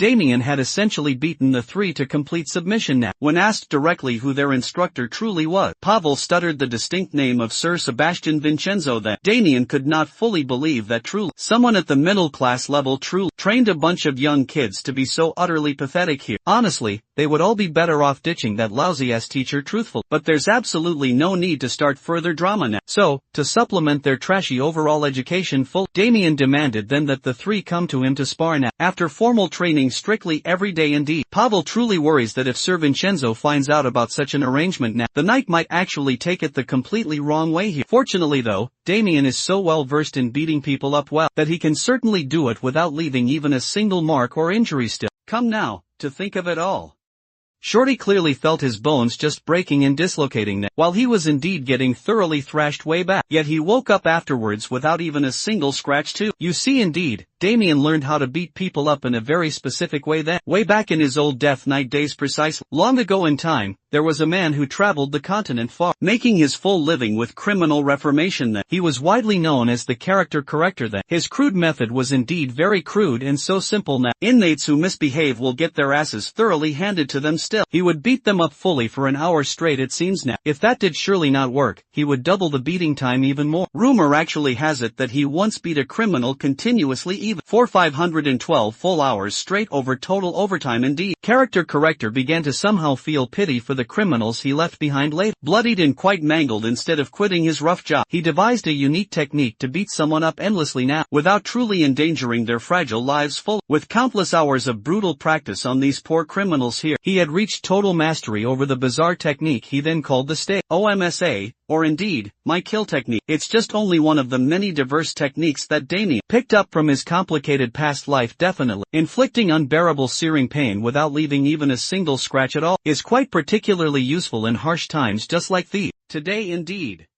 he made these three stooges face the harsh fact that they are just pathetic now. Worms truly, but there's no need to worry in the slightest here. They certainly have a whole month now to turn worms into something else quite new. Within that distinct time frame now, Damien will fully make sure that they indeed become something quite useful and new. The Three Stooges then felt a very painful month fully coming their immediate way, before they all could get back to today's intensive training there. The Duke's very own personal attendant urgently interrupted indeed. He came rapidly running to keenly inform Damien immediately now that he was indeed being summoned promptly by Duke Adam. Well, his presence has been requested ever since the Grand Duchess, Chelsea Gold Pixie, returned, straight out from her long travels abroad. She paid respects promptly to her own father, the Grand Duchess Duchess bent her knee there with a strapping knight beside her. There was truly no one more pleased at all to see her return other than Sir Horwood. Even though he was deeply humiliated just yesterday, Lady Chelsea has now arrived to correct exactly what's wrong. Duke Adam simply welcomed her there with indifference, and asked directly if the man just behind her is the chosen knight. She chose him then to enter into this upcoming duel shortly. With a confident and quite sly smile upon her face, she presented now the hulking warrior with pride. At first quick glance, the Duke didn't seem quite impressed clearly. In fact, truly he looked deeply sus now. The man stood quickly up, displaying his tall frame there with a roaring voice aloud. He introduced himself formally as Guillaume Blackwing in truth, also widely known by everyone as simply the Wild Beast. Some few of the Duke's retainers fully recognized the famous name. The Wild Beast, known now as the famed Free Knight indeed. Combat nerds all across the kingdom have heard grand tales of what happened when he took real part in the Ackland Kingdom's conflict. In one major battle, Guillaume was credited quite widely with wiping out every opposing low-class knight. The streets indeed are saying that there's simply no match for him at his current level. Even the very Duke had heard the tales about this wild beast and his famed exploit. He was granted that nickname for a very good reason. For exactly that reason, Duke Adam's interest was quite piqued. Lady Chelsea proudly announced right then that Sir Guillaume had already pledged his full loyalty to her noble name, and he'd even agreed to participate fully in the upcoming duel. She's extremely confident now that this brave man would indeed be the answer to their Michael Lyon Bloom problem, at least in terms of raw reputation alone. Sergei Guillaume now could be considered quite a bigger name. If Michael Lyon Bloom is actually still in the making here, the legendary wild beast is already perfectly complete now. While this news would have been just great news a few old days ago, Sergium's sudden arrival is a bit more of a real headache now. Lady Chelsea did not like seeing her father hesitate at all. No. To explain, Duke Adam introduced the young man he picked for this job now as Gold Pixie's representative indeed. Sir Damien Hickson it is. Arrived just in time to Aura Farm to stunt on everyone there. Of course, Lady Chelsea did not like this breaking news at all, not one bit. She's been on the road now for a whole month, working her rear off to give the dukedom a real shot at winning here, only to then find out that the position was already fully filled. Without her very knowledge, looking quite unhinged indeed, she asked Daddy to just change the representative to her own pick so fast, so they could square this mistake away right away. The Duke maintained a quite neutral stance it seemed, and swore to keep the suggestion in his mind at least, with Daddy not backing her up right away this moment. Lady Chelsea threw quite a tantrum right then. She's never even heard of the name Damien Hickson before now. She thinks it's only natural to instead choose someone now with a great deal of accomplishments right now under his belt over a complete nobody there. Damien truly does not like being treated like some mere background extra. On the other hand now, Sergei O.M. Blackwing is looking at him with palpable mockery indeed. For some odd reason, the young man picked up a truly bad vibe from the wild beast right there. The Duke listened intently to his daughter's raving, and calmly defended the young man he appointed just now. He brought up the key fact that Sir Damien was skilled enough to withstand a full powered blow from Horwitz himself. Being fully reminded of what transpired then, shook the toothpick knight deeply.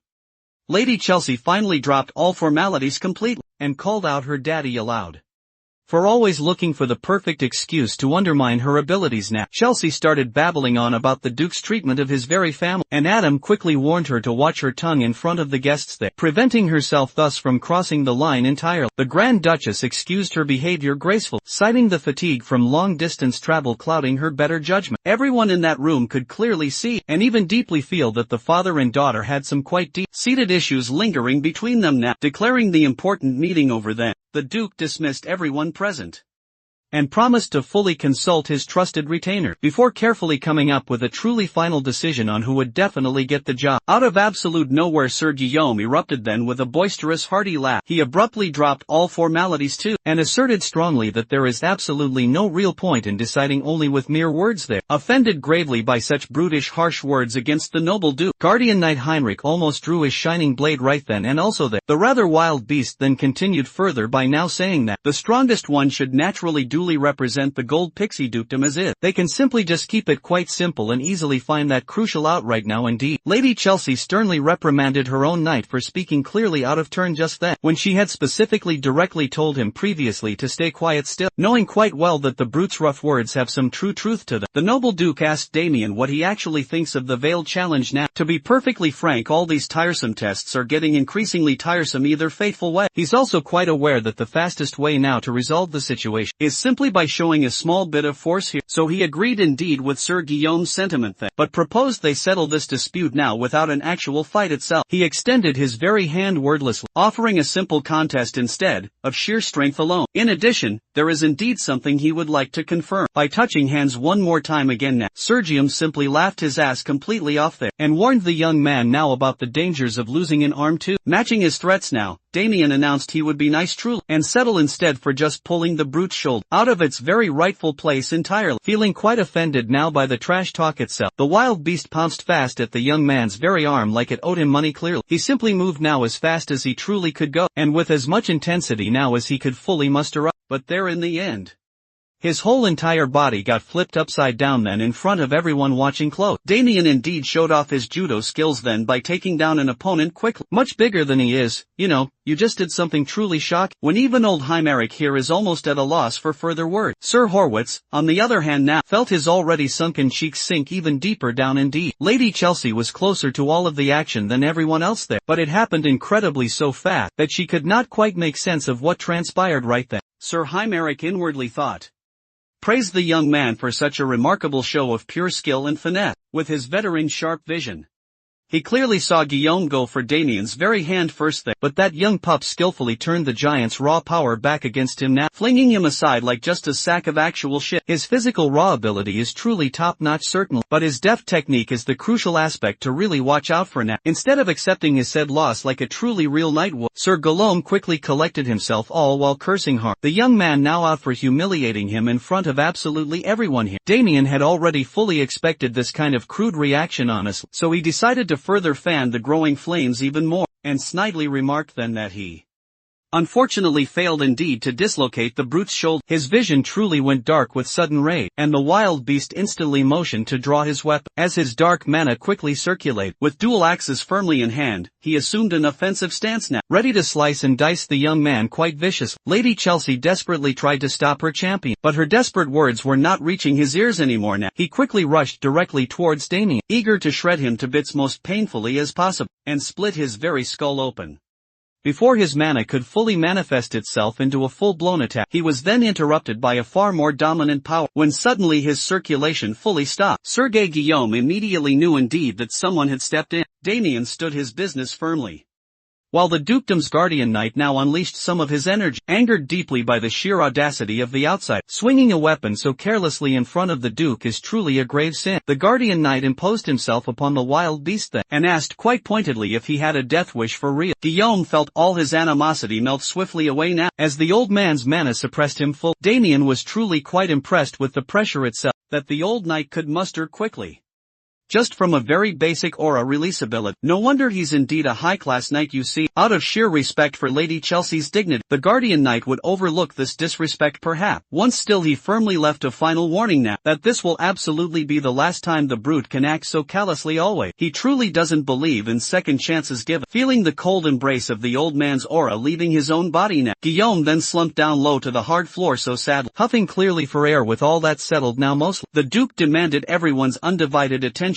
quickly. Judging by what he witnessed from this unruly commotion occurring, it would certainly be best for their noble house to keep Sir Damien as representative now. Once again clearly, Sir Horwitz strongly protested that what transpired then was not a fair match at all indeed. He excused that now Sir Guillaume Blackwing had yet to fully recover still from his arduous travel, giving Damien surely a clear advantage here. The young man is certainly starting to regret now not slitting this toothpick's throat at all, when he had the clear chance. In addition that, he whined furthermore that Sir Guillaume is a knight well versed in weaponry, and he should not be judged solely based on a brief hand-to-hand combat test now. This specific time Lady Chelsea backed his ardent protest clearly. She keenly argued that they should not make firm decisions based merely on childish scuffles only. An official duel must undoubtedly happen between the two without delay. The Duke is truly starting to get irritated by the other camp indeed, moving now their goalpost firmly.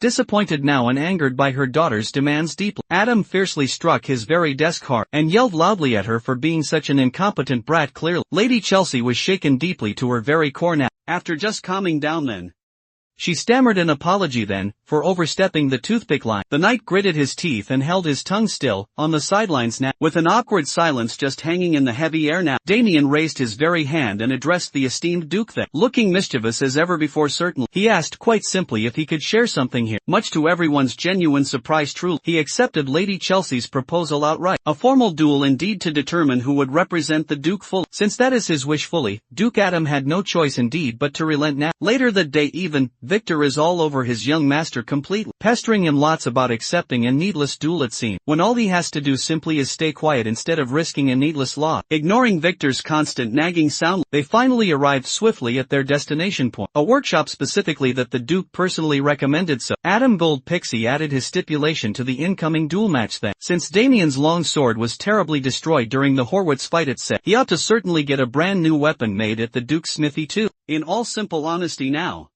he could probably beat Guillaume rather severely indeed, with just a mere training sword now. But there's absolutely no reason to turn down the Duke's kind generosity. Free stuff is free stuff, certainly. When they entered the workshop, Victor relayed Duke Gold Pixie's precise order, and asked him to carefully collect a blade for the young master that, since the smithy was already properly notified well in advance, they were politely invited to the grand arsenal. Inside was a lineup of high-quality blades of all unique shapes, forms and sizes even for someone like Damien himself, who had seen a fair share of legendary weapons was quite indeed pleased by the workshop's extensive collection. Among all the glittering blades displayed beautifully in cases, only one blade firmly caught his direct attention. Seeing that he's rather interested in such a unique blade now, the owner shared that it was commissioned once by a valiant knight, once faithfully employed directly under the Duke's noble family. Before the very blade was completely finished, he unfortunately had to leave for sadly unknown reason. The blade ultimately never quite reached the intended owner's hand. Interested, Damien then asked quite curiously if the knight provided some resonant steel indeed for the forging process. He asked just because the uniquely shaped sword remarkably resembles the signature blade of a swordmaster, known as Sword Maestro. The thing even looked somewhat like a tuning fork. The owner was quite shocked truly that the young man still picked the blade, even after duly knowing that it was forged with something as finicky no doubt as resonant steel. Unlike other rarer metals that readily amplify mana, resonant steel distinctly has a different property. It has the unique trait certainly of repelling mana and generating wave. When asked specifically for the blade's name, the owner certainly tried his best to remember. The knight who commissioned thus the odd weapon dubbed it aptly the Thousand-League Sword. With that single fact, Damien easily secured just a brand new weapon that could amplify his power greatly. As they were simply walking out of the workshop now, someone swiftly approached them directly in the street, flanked closely by armed guards now. The personal maid of Lady Chelsea, Rebecca, politely introduced herself then. She relayed that the Grand Duchess wished to speak with Damien now. It would be nice if he would spare the lady just a moment to talk then. Of course, Damien had no real reason to accept such a saucy invitation now. However, Rebecca insisted quite strongly that the Grand Duchess holds more cards indeed than one might expect her to. Maybe just a short conversation would do him some good. That Chelsea girl will probably try to win him over quickly, with absolutely all kinds of persuasion available. Since Damien indeed has a few things he wants to confirm now, he decided to play along then. So Rebecca simply led the way forward, and they eventually arrived at a very fine restaurant, personally run by the Grand Duchess herself. It's a high-end place that only accepts reservations from nobles only. Rebecca emphasized strongly that this meeting is vitally important, enough for Lady Chelsea to clear the entire fine place out now, for the whole long day, just so they could talk in utter private. The Susie maid then opened an ornate gate and urged the young man to enter. The Grand Duchess is indeed waiting patiently inside just now. Admittedly, yes, he was quite curious indeed, as to just what kind of offer this lady would truly make, to get him right out of the picture quickly. As soon as he entered the private room itself, his very senses were assaulted by a hypnotic scent for sure. Lady Chelsea then poured herself a glass of wine slowly, with a single hourglass just sitting on the table there. With a bewitching smile, she invited Damien to sit with her closely. A single whiff alone of that pink stuff in the very air, and I know some here would have folded like a lawn chair, right on the spot. Even after noticing clearly the sketchiness of this meeting here, he sat his ass right down and directly asked what she truly wants first. Instead of talking about business matters right away so quickly, she asserted strongly that they share a meal together first now, not one to really waste his valuable time at all. He demanded strongly that she lay her offer down on the table quickly. Since he insisted quite firmly, she relented readily then. Lady Chelsea really only has just one request solely. Of course then. That would be simply for Damien to step down indeed as the family's representative. He boldly accused the lady of not fully trusting in her champion. Chances of winning squarely against him there. But she calmly explained that she has complete confidence indeed. With regards to Sir Guillaume definitively coming out on top now, it's just simply that she wants to save the man's strength full for the real duel up ahead with the Marquisate House. It would truly indeed be troublesome now if he got injured from some meaningless duel really. Wouldn't it be for the very sake of negotiating nice? Damien then asked what he would gain by accepting such a big request truly. Lady Chelsea simply answered calmly that he could name his price justly. Anything he wants is clearly on the table still. She only sees him as a countryside noble who would be happy with money merely, fame or other materialistic stuff and things. This girl doesn't even bother hiding her arrogance and judgment so much, still playing along even now. Damien argued strongly that he could just get all those things from the Duke directly. Himself she then relented slightly. That while that might look like a good route to go down on right now, isn't it simply better to be in good graces truly with the future Duke instead? Throughout their entire conversation now, Chelsea's eyes kept darting nervously down to the hourglass itself. She relayed her final offer: if Damien really wants to take it serious, he should just go and talk to the Duke about backing completely out right away promptly. As soon as the very last grain of hourglass sand finally fell completely, the bewitching and palpable air intensified sharply, and she boldly ordered the young man to immediately step down. As the family's chosen representative here, Damien felt a warm wave of stimulation fully wash all over his entire body swiftly, instead of simply falling now prey to the blatant open attempt at putting him under such a heavy spell. He definitely outright refused the actual offer presented, expecting her rather sneaky maneuver to actually work perfectly. Lady Chelsea herself was truly confused immensely that her clear demand was being fully denied by a bumpkin noble right now. Damien truly enjoyed seeing the spoiled brat squirm visibly in her seat there, as she clearly panicked at the growing allure. Since total failure the precise moment he first entered the room itself, he instantly recognized the vile black magic that induced quite false affection readily. Wafting noticeably in the air, it is commonly widely used to manipulate any target at will intently. Thankfully enough, he retained fully all his black magic knowledge from his previous life now. That enchantment incense then is quite truly hard to miss when you know what you're looking for precise. Based on the overall size of the room and the incense concentration level, anyone would become a total slave within an hour of exposure definitely. Thanks greatly to the authority of greed here, Damien simply absorbed absolutely everything without being affected at all. Deciding to have a little bit of fun now, he pressed the spoiled Duchess about her quite odd reaction to his refusal given. She stumbled a bit over her words then, and doubled firmly down on giving him everything he wanted outright. Done now with his fun, Damien turned his back then and walked right away. He truly doesn't need anything from this brat at all. She simply couldn't possibly give him what he's actively seeking in the first place. Desperate indeed to keep the discussion open still, she asked now what this very thing he's fighting for really truly is. Considering absolutely everything Damien has truly gone through now, the only one thing he desires is genuine happiness for his dear family. His simple answer confused the bratty Duchess entirely. She simply can't even relate to someone who deeply loves their own family. Finally, he strongly warned her to get Gillum Blackwing all ready and primed now for the upcoming duel soon, if he truly wants to survive. Pursing her own lips tight, Lady Chelsea then decided to take off all the incentive, and resorted instead to grave threats. So cold, since he values his dear family so much indeed. She flipped the whole script then, and alluded now to doing something very unkind to Damien's family soon, if he doesn't really play ball here. She swore now to send people to absolutely crush the Hassan household, completely erasing the insignificant family off of the map now, before she could get every cruel word of her ultimatum out of her own rotten mouth now. Lady Chelsea felt a very tight grip suffocating her neck still, nearly crushing her windpipe as her body hard hit the very table. Even now in such a very perilous position, she still acted so high and mighty ever. Insulted that a mere country bumpkin dared lay a hand on her at all, she haughtily demanded to be released quite now. But she then made the stupid move of threatening a former dead knight's very family. Hearing the commotion in the tense room, Lady Chelsea's guards swiftly rushed right in. They swiftly drew all their sharp weapons, ready to cut down the boy who dared to endanger their Duchess now. Damien controlled his growing anger and tossed the filthy witch away fast. In the blink of an eye he quickly grabbed a knife from the nearby table, took the guards by swift surprise and slit their throats in one fell swoop. Now, the guards took a mere second to notice that something was indeed wrong, as the slits on their necks immediately started profusely bleeding, as they panicked hard and clutched their very lethal wounds tightly. Damien calmly walked now towards the main exit. He only sliced their carotids ever so lightly that, if they apply some helpful potion to the wounds in good time, they should possibly survive. As for this mere waste of space, Chelsea Gold Pixie alone Nothing would please Damien more than severing her head here and now quickly, but he will ultimately choose to fully restrain himself here. Resorting to run-of-the-mill violence would be far too merciful, certainly, a fitting punishment for her utter stupidity. He would rather be around now to see just how horrible things will get for her very soon in the near future, instead of being a mere emotional executioner then. While she was trying to catch her breath deeply and the guards slowly bled out completely, her loyal maid Rebecca entered the room just then. She quickly attended to her boss immediately, making extra sure that she was alright totally. This girl truly must be deaf really.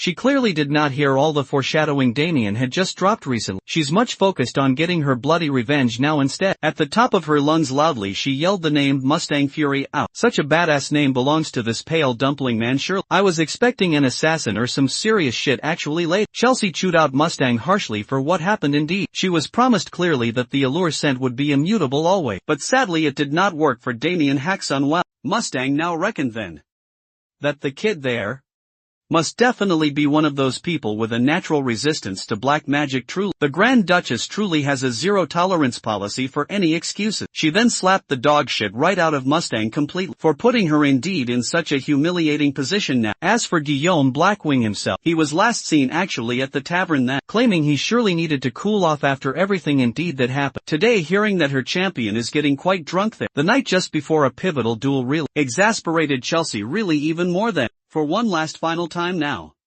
she asked Mustang if their beast would ever win against that Haxon kid there. Of course, Mustang Fury vouched fully for Guillaume. That very guy is indeed Yulan's pride. After all, there honestly has never been a knight here more gifted indeed for black magic than that man. Truly, Mustang asks the lady now for a little bit more patience. Yulan truly is working hard behind the scenes now to give her surely the gold pixie dukedom there. As per usual, she threatened then to kill Mustang and everyone right in Yulan there if they simply failed to deliver right on their clear promise. This girl has simply no other moves, bro. Now, while she was blatantly then discussing a dark collusion with a heretical organization now, Damien was carefully listening just up on the roof there. Even while eavesdropping, this dude truly has to or a farm.